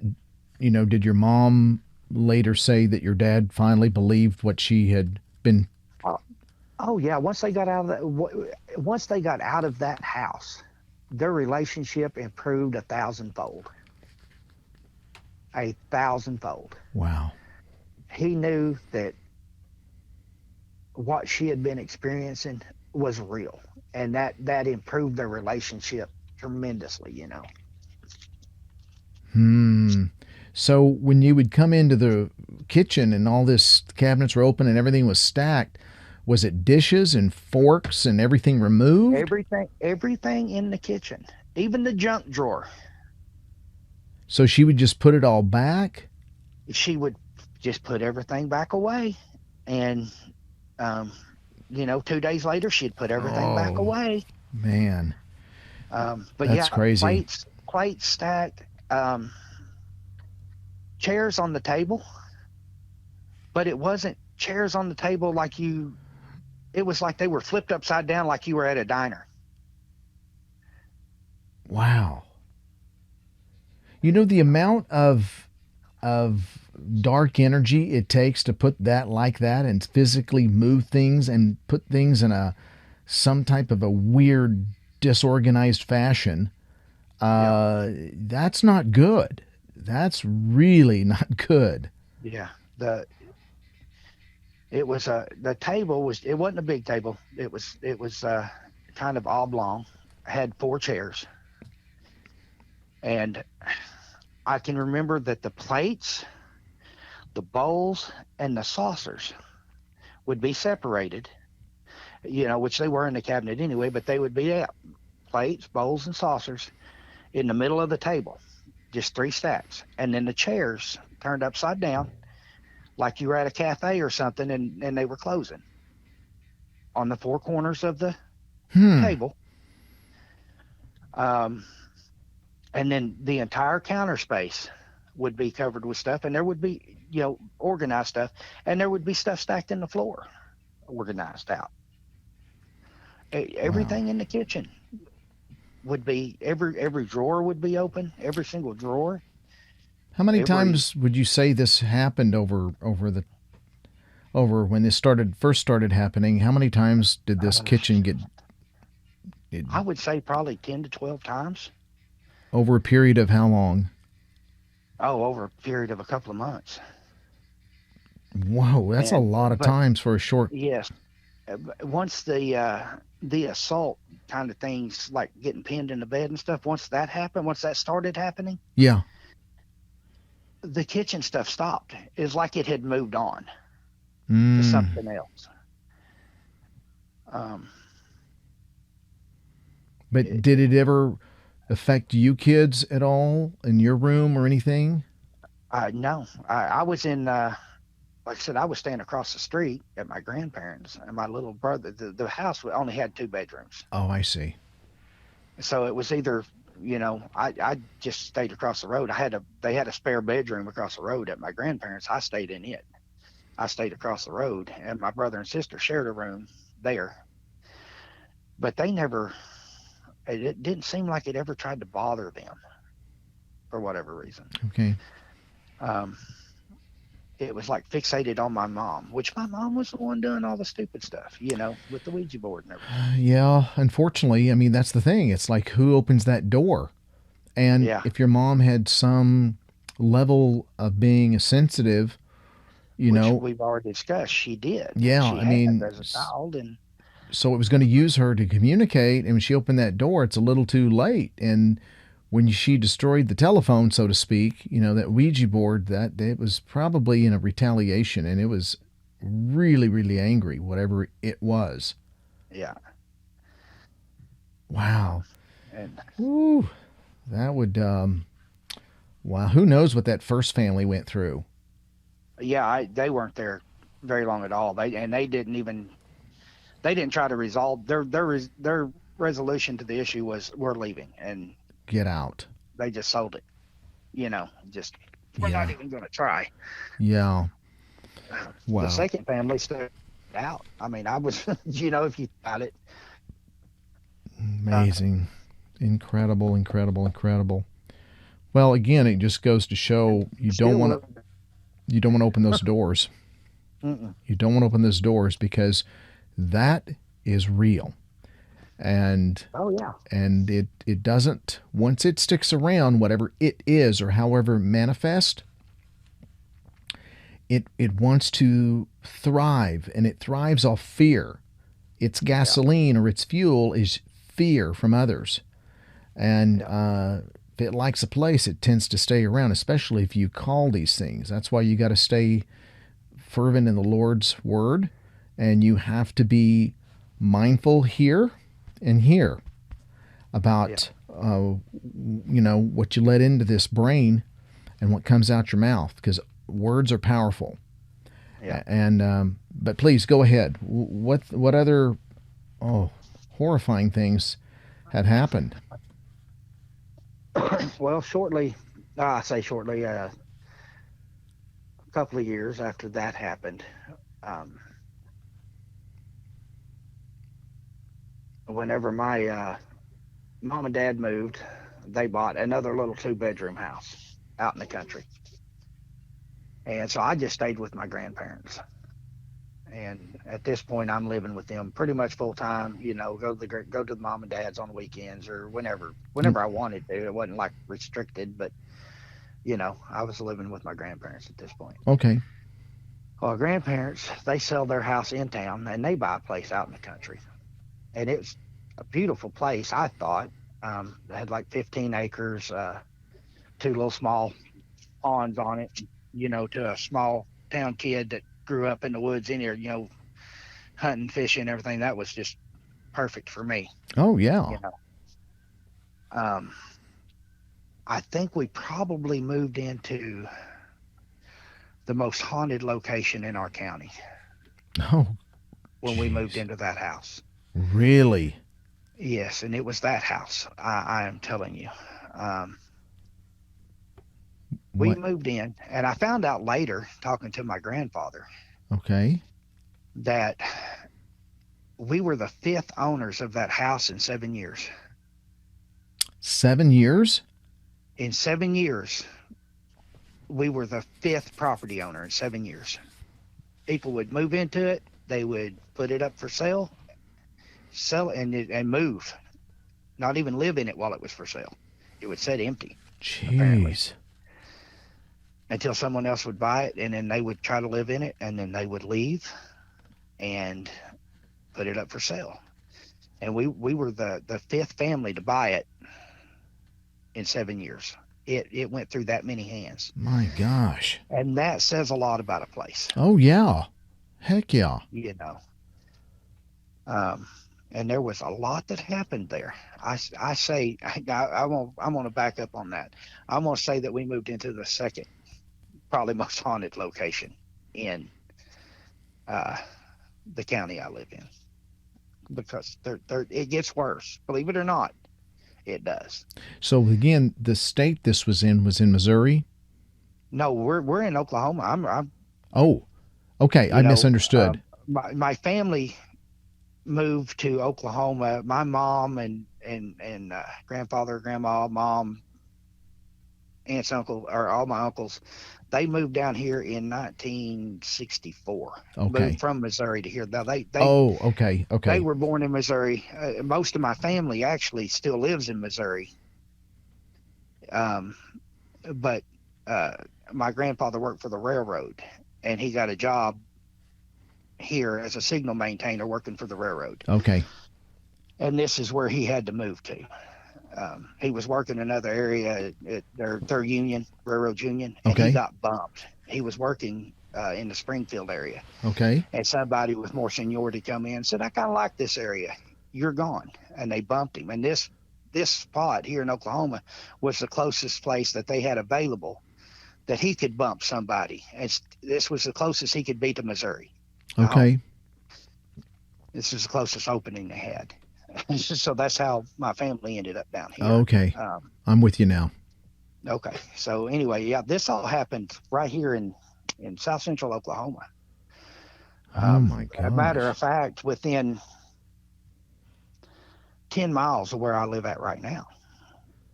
Oh my. Um, I still live in the same area as what all this happened. Wow. Wow. So nothing I have told you has happened in Missouri. This is all right here in South Central Oklahoma. Every bit of Incredible. it. So anyway, we buy this. My grandparents buy this house, and it's a big house, and we move into it. Well, it consists. It was an old white, bricked halfway up farmhouse.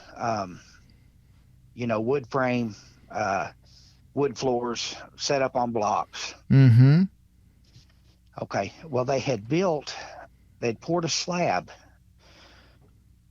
on the south side of this old house and built on a newer section of the house. Okay. Um, and it was on concrete slab. Um, Nothing ever happened in the new section of house. Now, we didn't have it built, it was there, but nothing ever happened in that new section. It was only in the old farmhouse part of it Oh, that things would happen. interesting. Um, that and like outside, there was an old barn. We had things happen there, which I'll get to in a minute. But the newer part of the add-on was it's like it was not connected, like it's a totally different thing. You know what I mean? I mean, it's Mm-hmm. built right off of the house, but nothing ever happened over there. The living room was in the new section of the house, Okay. and what they had done is, and it was the back porch of the house, the old house, had steps that come down because the house set up pretty high on blocks. Well, the slab was down closer to ground level, and they literally poured the slab around the old back porch steps, Oh. and it came right down into the living room. You would come out of there was a bedroom and a kitchen there. Two different doors. One door went into the kitchen. The other door went into a bedroom. But it come out on what was basically just a concrete, like the old concrete, like they'd poured an old concrete porch on the back of that house. And it had the concrete steps that come down, which would have taken you to the ground, but now it takes you into another room. Okay. And so when you're sitting in the living room, you could see into the kitchen. You could see into that one bedroom there, which would happen to be my bedroom in the old section of the house. And there was a window. It had been a window looking outside, but they had taken that out, and it was basically it was window size, but it was like a little bar. It was like like you was looking through a window with no glass in it, but it Okay. just looked from the kitchen into the living room. And you could tell it was where the back of the house used to be, and that Hmm. would have actually looked into the backyard at one time or another, before they built on. Sure. Sure. They just didn't close the wall up. They just trimmed it out. Um, but anyway, so you could see very clearly into the kitchen, and you couldn't watch TV for seeing figures and stuff moving out of the corner of your eye. And you know, you see that, you look, there's nothing there, you look back, you see it move again, and it was, and I don't care who you were. I could have friends over, sit down in the living room, and they would, hey, someone in there? Someone over? No, there's no one there, man. Don't worry about it. Just watch TV. But It would, you knew that there was something going on. there was something going on over there in that side of the So you were house. just saying that so they wouldn't get fixated with that. Just keep them, yeah, just watch TV and ignore it. Just Right. ignore it. Because that's what I was told to do. Just ignore it. But like I said, I had seen stuff peeking around corners at me for years. That wasn't scary. Seeing something out of the corner of your eye, you just kind of look, go on. Right. Um, but that in itself, just another, just, you know, not that big of a deal. But Yeah. outside in the, we had an old barn that sit outside. It was a block made out of block. It used to be a dairy barn at one time. There was an anvil. My grandfather had an anvil that sat out there, and you Okay. could be outside, and something would go to just rapping on that anvil. I mean, it sounded like someone working horseshoes, just loud.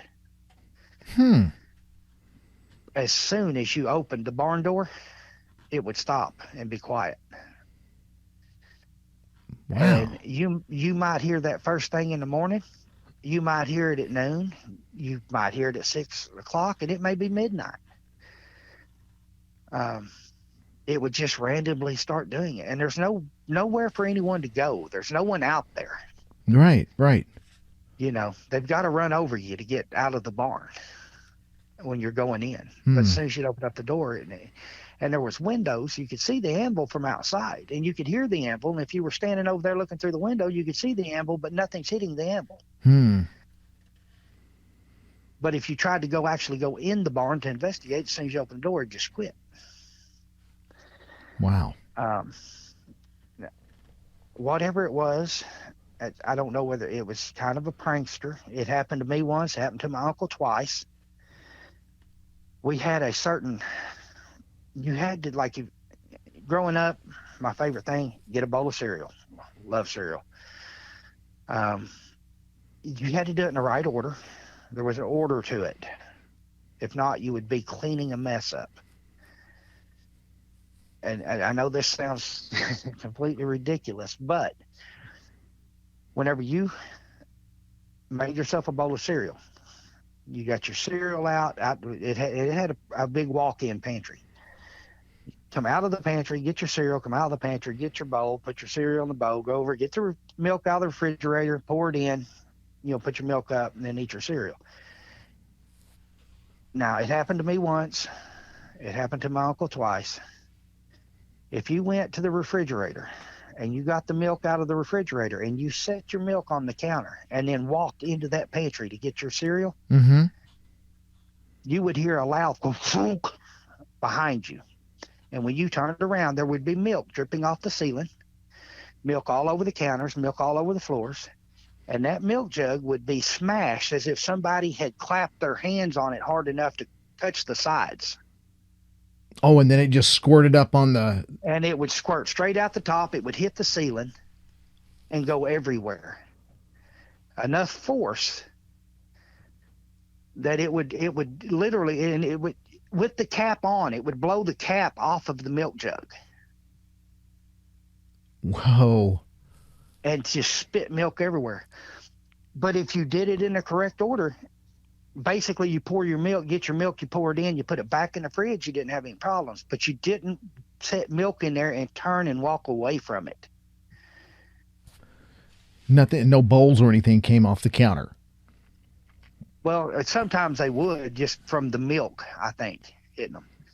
Because there was so much. I mean, you're talking about a gallon of milk and it's just going everywhere. And if you had, but yeah, it didn't throw stuff. That's That what I was the mean. only, yeah, it wasn't stuff getting thrown.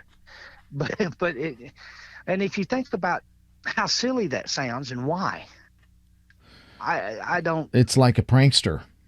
But it happened. I know it happened 3 times. and that's all I know of. It did happen 3 times. It happened to my uncle, and he told me what happened, and I did not believe him.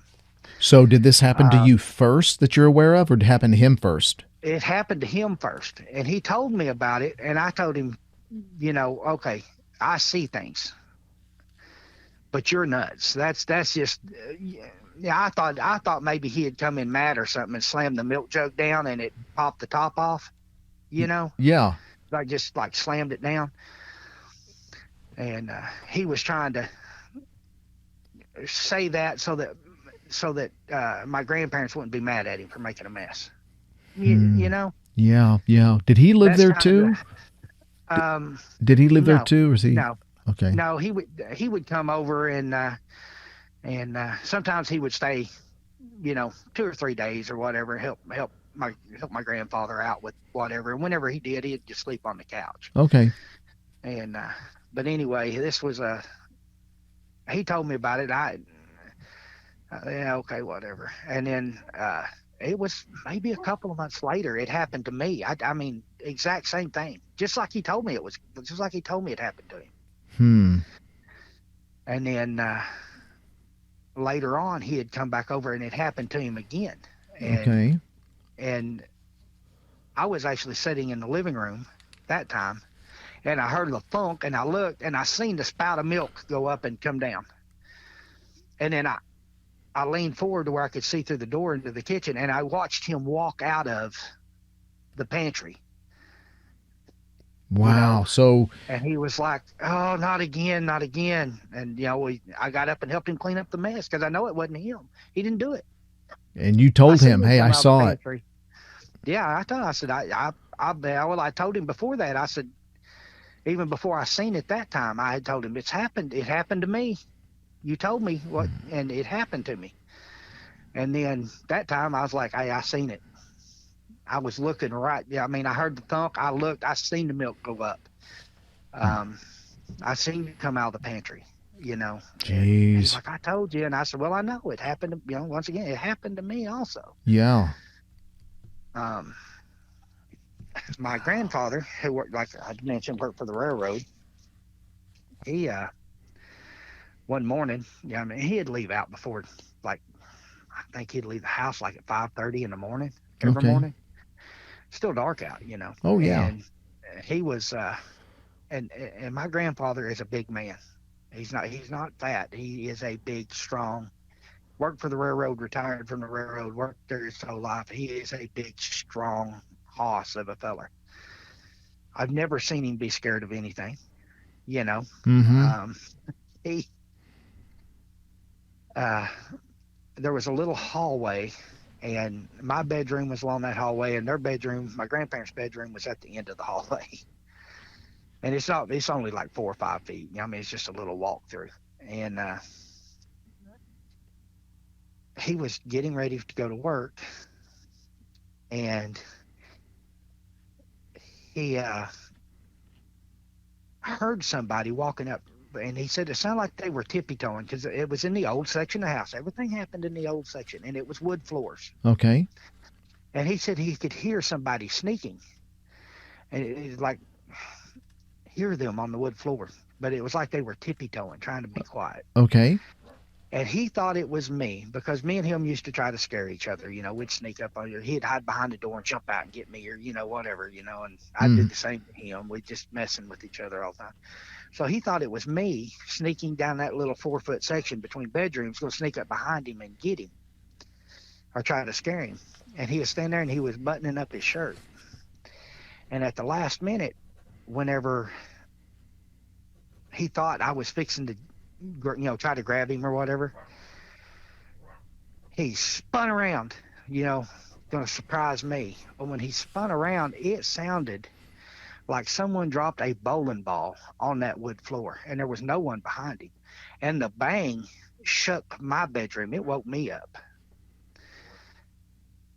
And I jumped up and I run in there to see, what the commotion was. Yeah. I mean, it was loud. I walk in there, and my grandmother is sitting up in bed, and she's saying, "What's wrong with you? What are you doing? What is wrong with you?" And she's yanking at the covers. and he has jumped back in bed, fully clothed, and was yanked the covers up over his head, shaking. It scared him Really? so bad. Wow. And she was fighting him over trying to get what are you doing? What are you doing? Trying to yank the covers, back to where she could see him, because he had his head and everything underneath the covers. I mean, he like buried himself in there, Oh which my jeez. I've never seen my grandfather get scared by anything. Were you standing there at the door seeing this, or just? I was in the room with him whenever she was trying to pull the covers Oh, off of him, okay. because So I it gotcha. went boom. When it went boom, I shot out of bed, because it was like it sounded like someone dropped a bowling ball And on the floor. he was saying that he just quickly spun around behind him to see, thinking it was you, and then that boom, Yes, this happened. yes, yes. He said I could hear someone sneaking. He said they were like trying to be quiet, but I could hear the footsteps Behind him. behind him. He was standing there with his back to the door, buttoning up his shirt. And at the last minute, his plan was turn around, and scare me, because he thought it was that I'd got out of bed and I was trying to sneak in there to spook him, Hmm. which never worked anyway. But Right. you, yeah, I'm a kid. I try. Right. Right. Um, but anyway, when he spun around, there was nothing there, and he said he was kind of hunched down to get me, and he said the boom happened. He said he stood up straight because there was no one there, and when he stood up straight, boom, right at his feet, like right in front of him. And he didn't see anything. He never seen anything. It was just this, Nothing. He was just looking down an empty hallway. just a thunderous boom.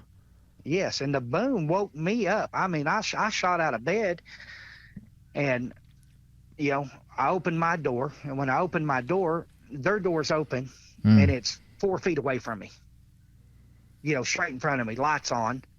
I immediately dart in there. When I dart in there, my grandmother had just set up. She's trying to figure out what's going on, and he is underneath the covers, dressed. Already had his boots on. Oh gosh.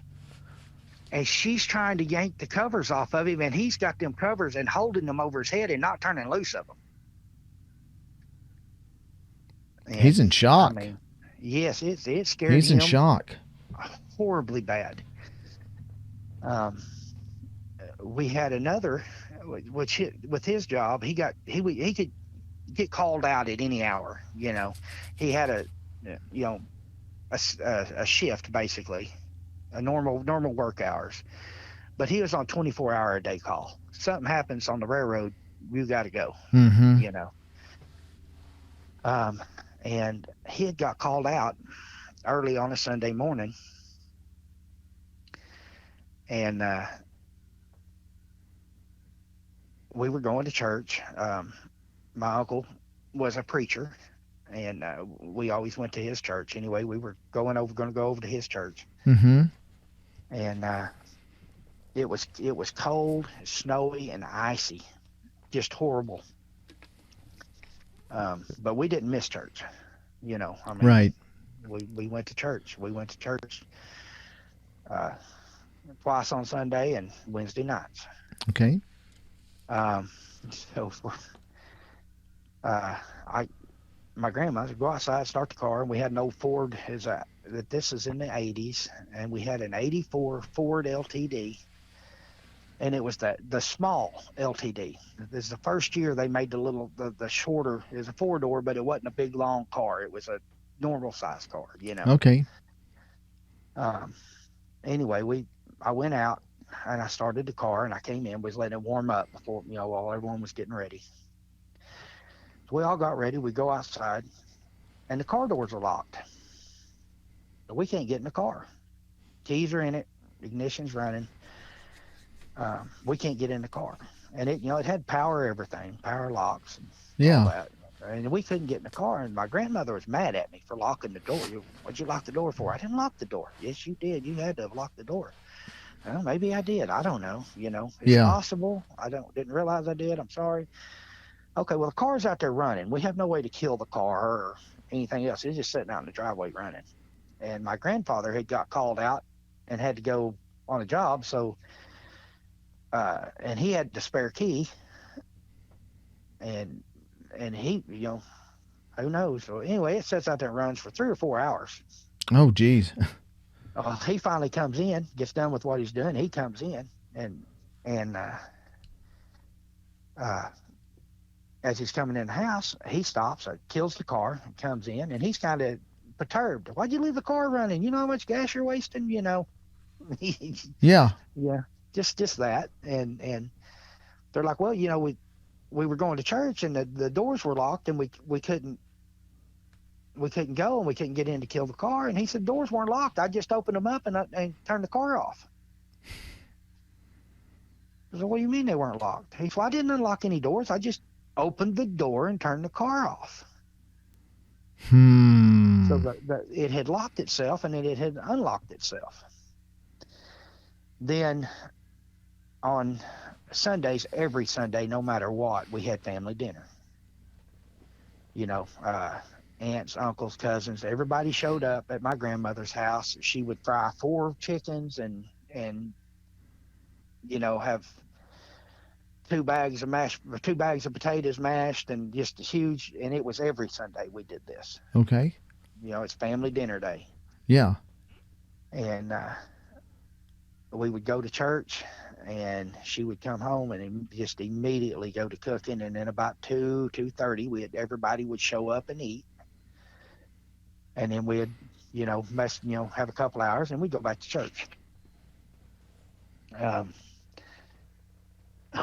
anyway, she just went in there and said, well, I'll get a head start and boiling potatoes and stuff. Mm-hmm. So she didn't do anything instant.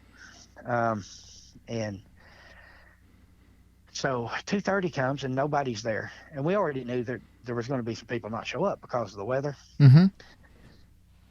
But my uncle, who was the preacher, and his wife and my cousins, we knew they would be there. They're always there on Sunday. It's part of the ritual. Anyway, they didn't show up until about 3.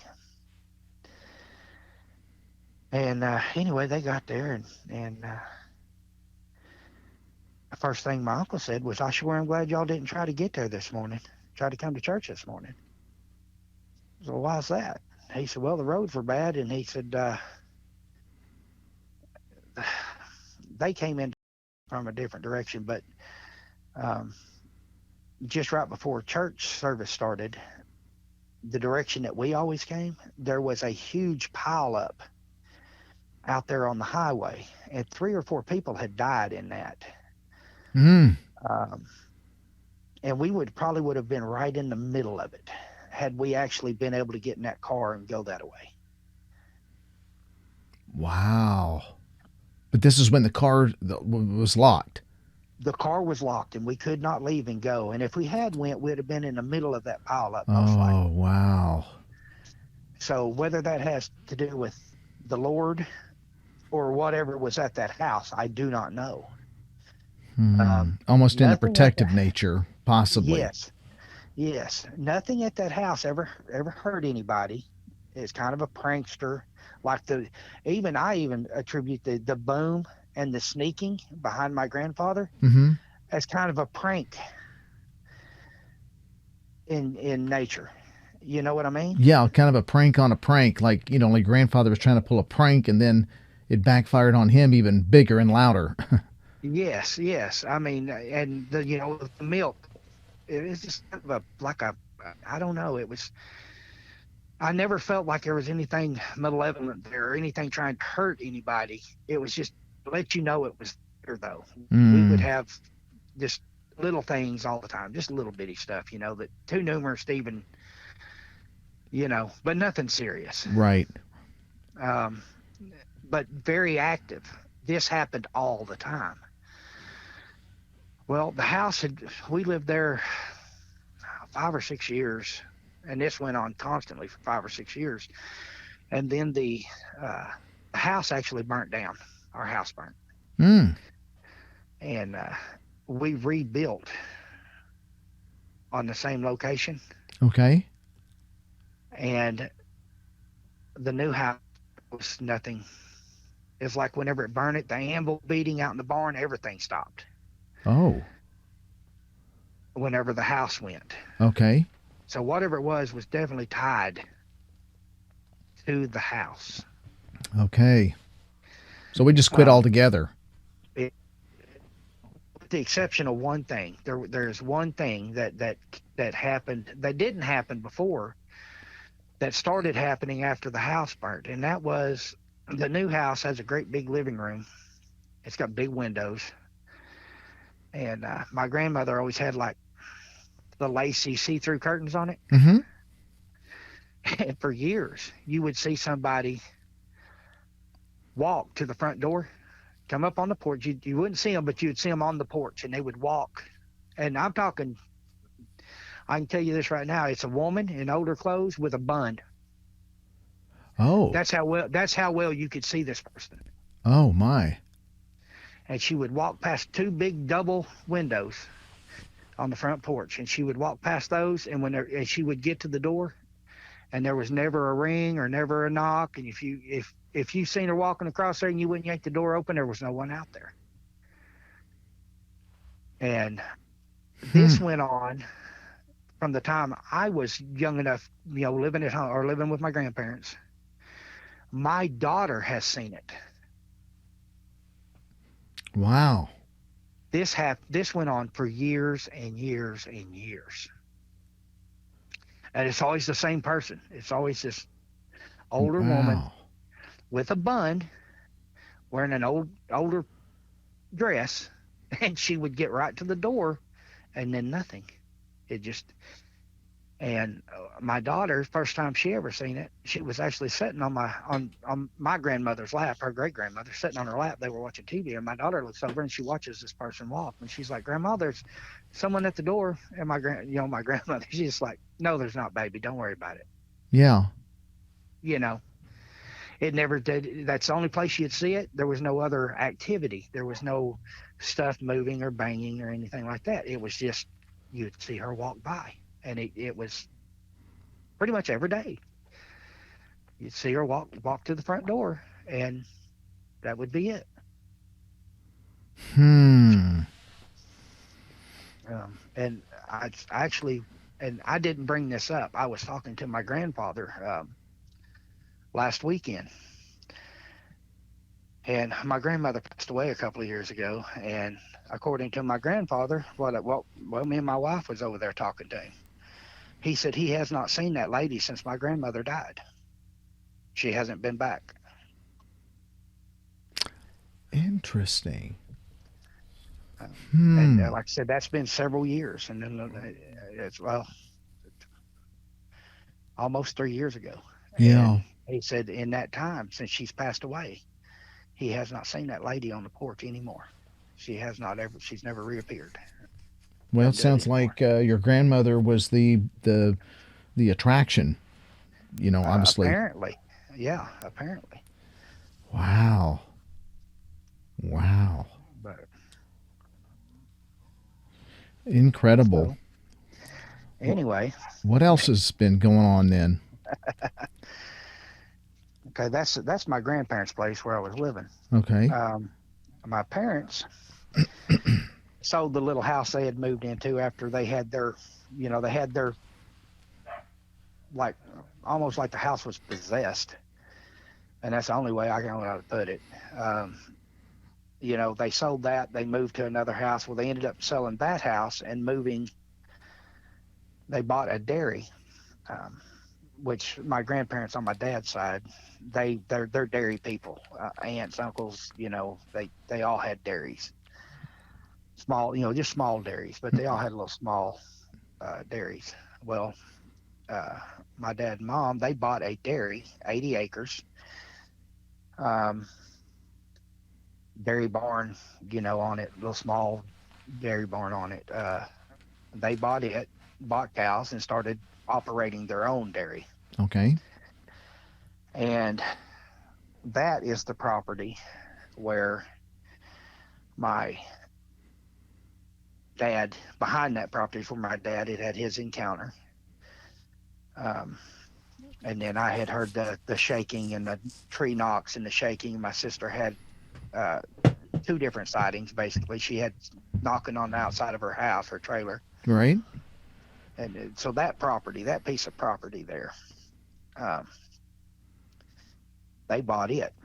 Well, I would go over there all the time. Like I said, I was basically living with my grandparents, but I was over there all the time. Weekends, I'd go over there and we'd, milk. I'd help with milk, bring the cows in, milk, tear everything down, clean everything, just dairy chores. But Right. grind feed. Um, but that place, and that's why I backed up on being the one being maybe the second most haunted, because that 80 acres is the most messed up place I've ever been in my life. There is so much that goes on there, that has went on there.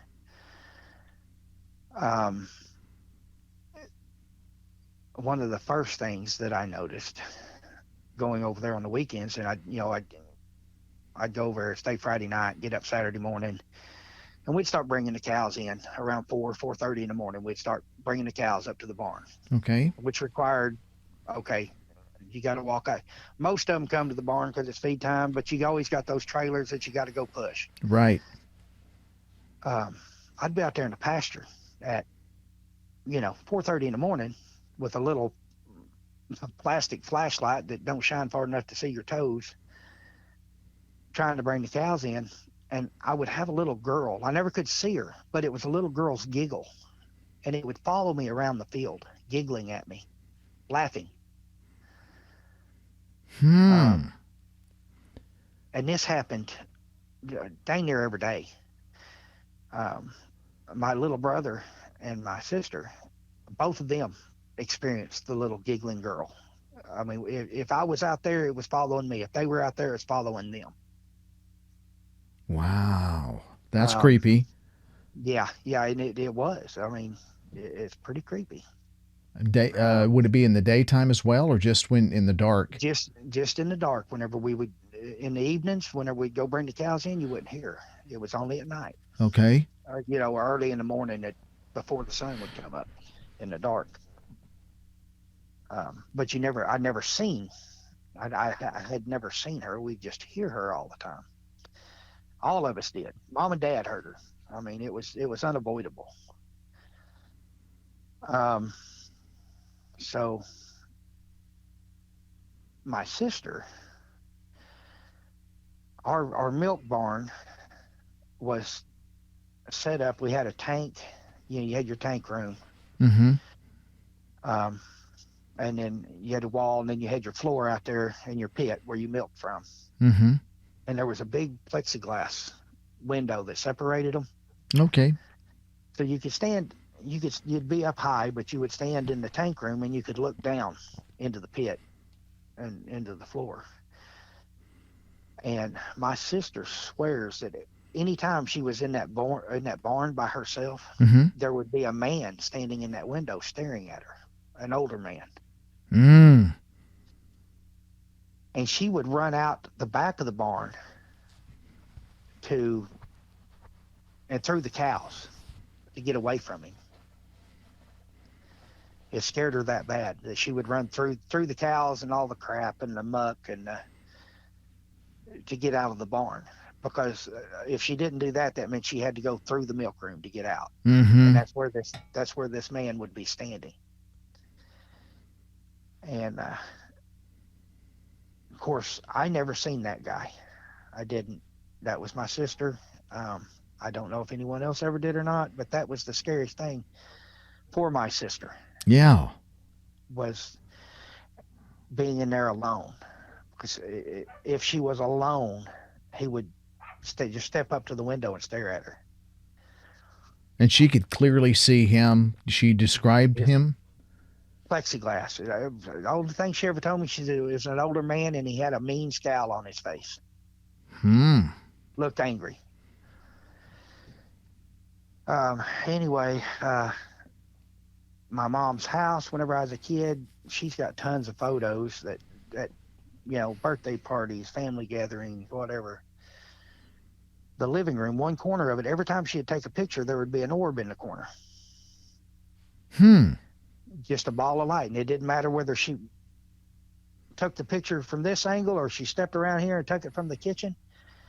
There was always an orb in that one corner. You do know about corners, don't you? They make up half of a square. I don't know. Yeah. No, it's not a trick question. Yeah, I'm not But sure. Corners in homes, especially where there's unrest going on Yeah. in this unseen world, so to speak, they use corners. It gravitates. They tend to harbor in corners. They feel safer there. Okay. I say I'd never heard that. That's interesting. Mm-hmm. But it was always the same corner Yeah, it could be in the that same same corner. room. Mm-hmm. Which I mean, and it's in picture after picture. My mom's probably got 100 pictures of this. You see the Wow. family all gathered up around the table, And you see this and it orb doesn't there. matter whether it's nighttime or daytime. Wow. You'll see this little ball of light sitting back off in the corner over there. Hmm. Uh, Interesting. Very, very interesting. yeah. Wow. But there's just a ton of stuff. It's hard to even. That's okay. I mean, I know I'm trying to condense down. We've been on a couple hours now, trying to condense Yeah. on. Of some of the weirdest. You say this property. It was the really bizarre things going on. I know you kind of hesitated because you're trying to think about everything. Well, I'm trying to. I'll tell you what. I'm just going to jump ahead Yeah. No. a No. few Please go years. ahead. Whenever my father passed away, um, it was a bad time. I told you about all that about Yeah. my, losing dad, brother, and uncle all 13 days apart. Yeah. Um, I moved back to the farm to help my mom. Social Security wasn't going to pay the mortgage, and I moved back into uh, this older house on the property, and basically just paid the mortgage, till we got Yeah. it paid off.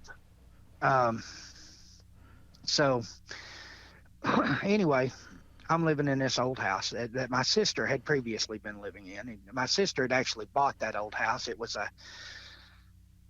it had set in Ada, which I don't care if you believe that or not, but the house was built in 1928, Oh wow. and Okay. they had them trailer that thing up and move it out to the farm. That's what they did with our house. That must have been a Yep, popular thing. yep. They trailered it up. They moved it out there. They got it all set. My sister moved into it. Well, immediately my sister starts having issues with that house. Oh. Um, and we already had problems there with the little girl laughing and Yeah. Yeah. her seeing that old man. We already had issues on the property. Well, she moves that house in there, and she was married, and her husband did not. They're still good friends to this day. They just can't be married, if that makes any sense. They fought When they were constantly. while at that house. Yes, while at that house, they just fought about everything, and I'm talking screaming, yelling, cussing at each other, just a horrible, horrible, which led to their divorce. It was just a Okay. horrible, horrible situation. They did have things being thrown that, like them being in the living room screaming and yelling at each other, and a glass come out of the cabinet and shatter on the wall in the kitchen in the Mm. next room over when there's nobody in there, and not shatter on the wall where the cabinets are, but on the wall on the opposite side of the kitchen. Wow. Like very violent, I guess what you would haunting type things would Mm-hmm. go on. They've had one night they had just had my niece, and she was a baby. She's in the crib, And they had woke up that morning and they were laying there, and my niece had just started. She had started crying and kind of moving around and whimpering a little bit. And they were arguing with each other over which one was going to go get the baby. Okay. Well, you get up and go get her and bring her in here. Well, you're closer to the door. You get up and go get her. That type of argument. Gotcha. And anyway, they're arguing and she's getting louder and louder. And then all of a sudden, a man's voice, a very deep man's, this is according to both of them, a very deep male voice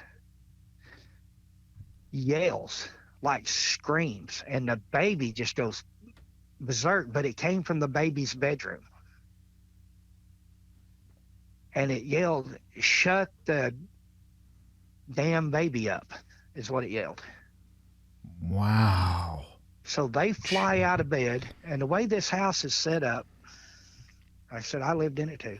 There's 3 bedrooms down the west side of the house. All 3 bedrooms are connected by doors. Like you can walk from one bedroom into the next bedroom, into the next bedroom. Okay. And then there's a door that comes out in the living room and then one that comes out in the kitchen. And so it basically makes a big circle. And then the kitchen's connected to the living room. So you literally just walk a big circle around the center wall of the home, the main dividing wall down the center. It's an older house, and they built them that way back in the day, I guess. Oh yeah. Well, whenever this happens, they jump up, run out of their bedroom, run into the baby's room. My niece is just screaming, flailing. My sister grabs her up and immediately goes into the kitchen. When you step into the kitchen, you can see front door, back door. You can see straight through. They're in line. Okay. Her husband goes from the baby's room into the 3rd bedroom and then steps into the living room. So now they're looking at each other. Oh, okay.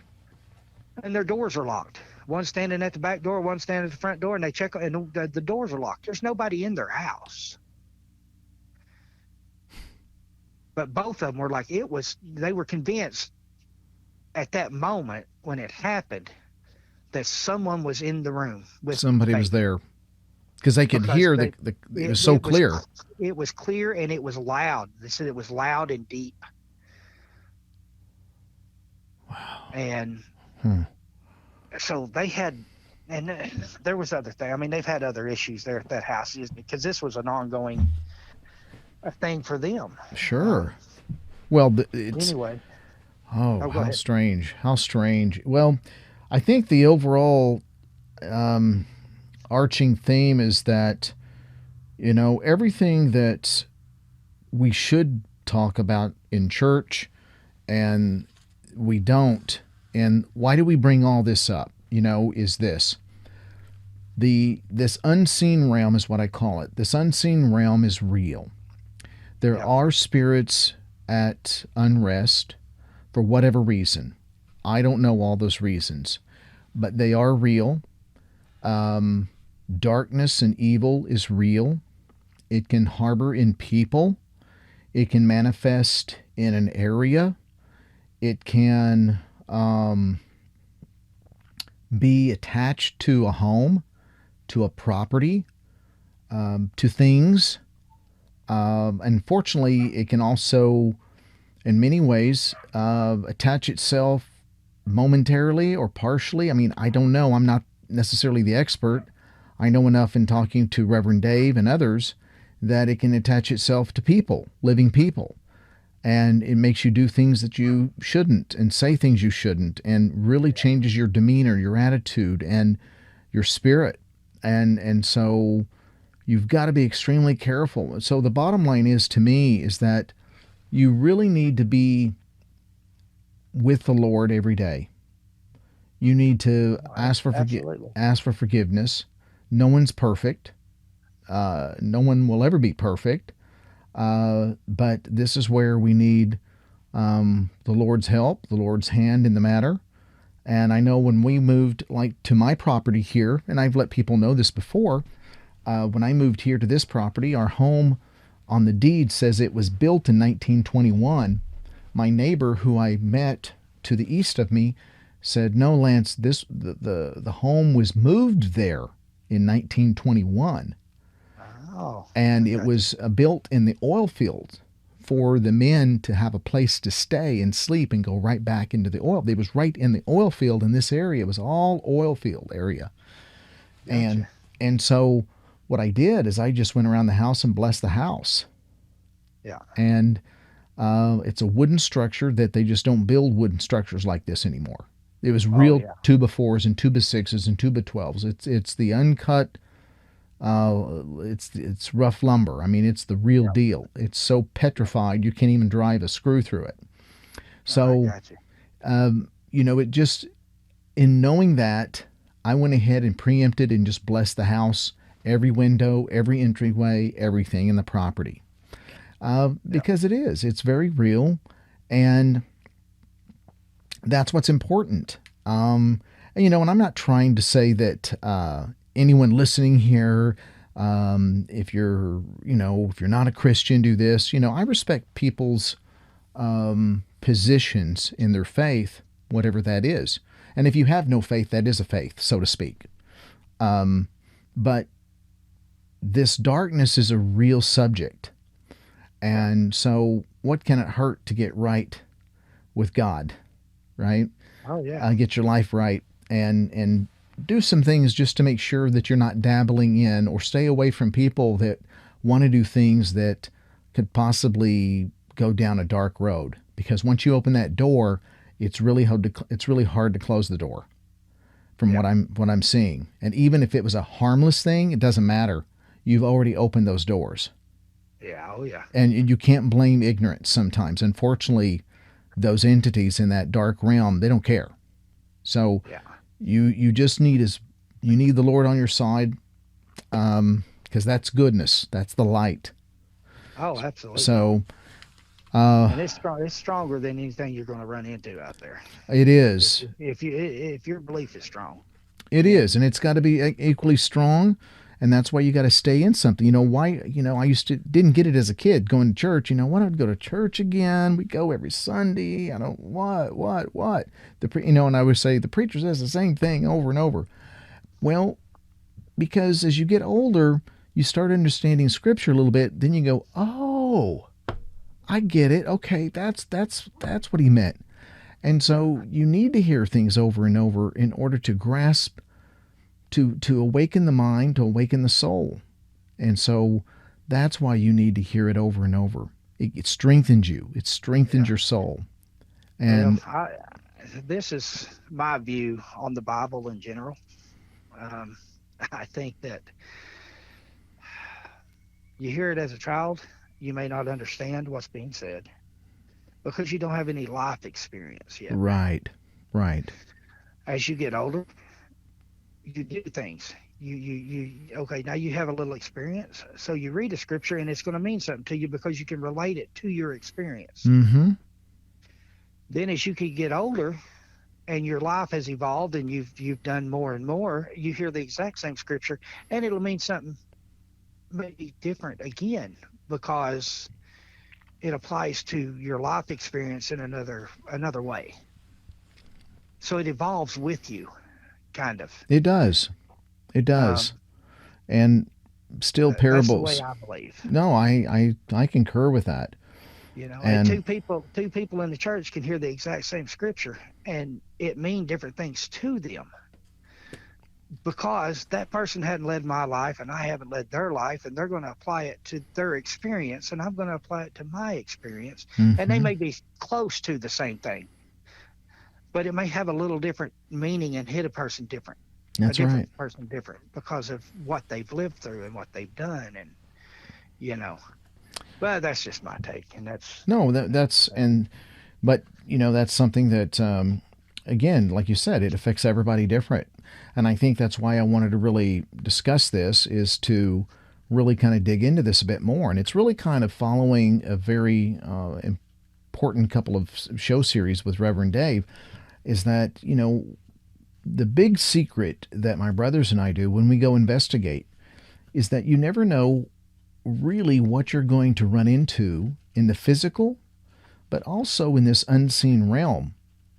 and Yeah. you need as much support and security as possible. So yes, we do take our Yeah. metal sticks that go boom, but Yeah. we make sure and do blessings on the team. Yeah. And I, I've heard your story about your experience, that is, at the Indian burial ground that you didn't know was there, yeah, yeah, that which was was fascinating to me, and but that just goes to show you never know. yeah, we were totally clueless of I'm, that. I'm sure that's not what you were there looking for, since you didn't know that there was a burial ground there to start with, but yet No, that's what you encountered. yes, and then it was the landowner that told me Hmm. because he didn't. He said, "Well, you didn't run out of there," and I said, "No." He goes, "Well, let me tell you." But I told him, what some of the things we had found or saw, and he goes, "Well, Yeah. that confirms it." And then he went ahead and started sharing, which I didn't know. And then when we Yeah. went back, that's when I saw that entity on thermal that Yeah. ran, and I missed it. And there was a subscriber.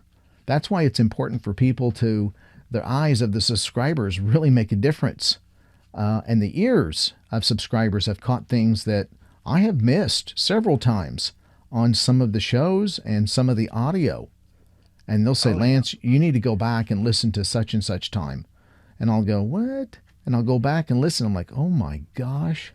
And that's what I did when I entirely missed the dark entity that we captured when I went down there in the summertime. Yeah.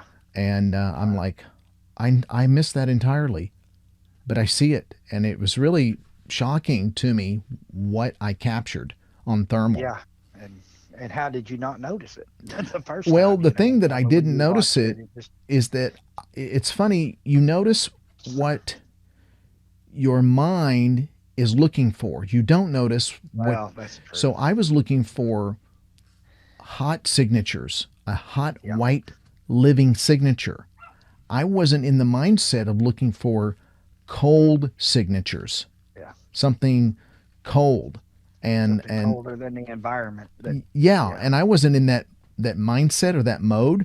So I just totally it disappeared from me. Yeah. And then till someone says, "No, you caught something running. You need to go back and watch it." And then when I saw it, I'm like, "Oh my gosh."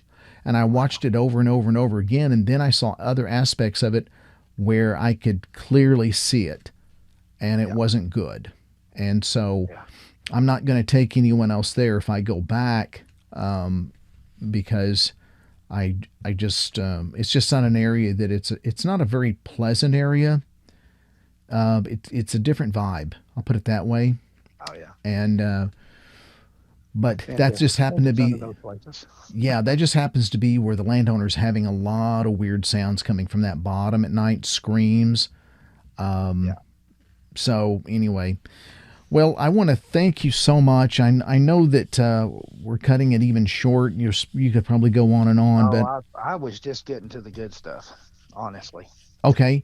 Well, on this 80-acre property. okay, let's do this. Let's do this because I really want to hear more. But me being a little bit older, this is as much as my bottom can handle. Uh, I I sit in a I'm chair, feeling you there. so I get kind of fidgety sometimes. So that's my apologies. Let's do this.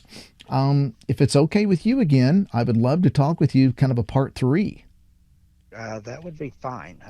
Like I said, it was and then uh, we'll pick just up. getting to the good stuff on that 80 acres Okay, so where we'll pick things up. were really picked up on us. So we'll pick up where your you just ended with the voice from your sister Yes. and Yep. the baby and your brother-in-law. So Yep. we'll kind of start recap that next time, and we'll try to talk here within the week. Would that be okay? That'll be great. And it'll be whatever your schedule allows. I tell you what, you go with your schedule. I am pretty much available from say 9 o'clock in the morning until 10 o'clock at night every day. Oh, okay. Well, let's For, just plan here within the week, and let's do a part 3 on this.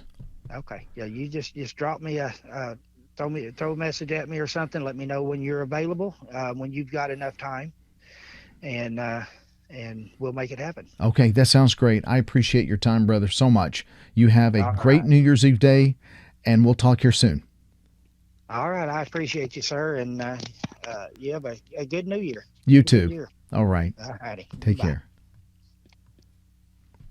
Okay, this was a long show. We're going to do a part 3, but a lot to talk about. I just wanted to. It's very interesting how some of the calls I get are kind of they intertie together a little bit, with Reverend Dave and then this one.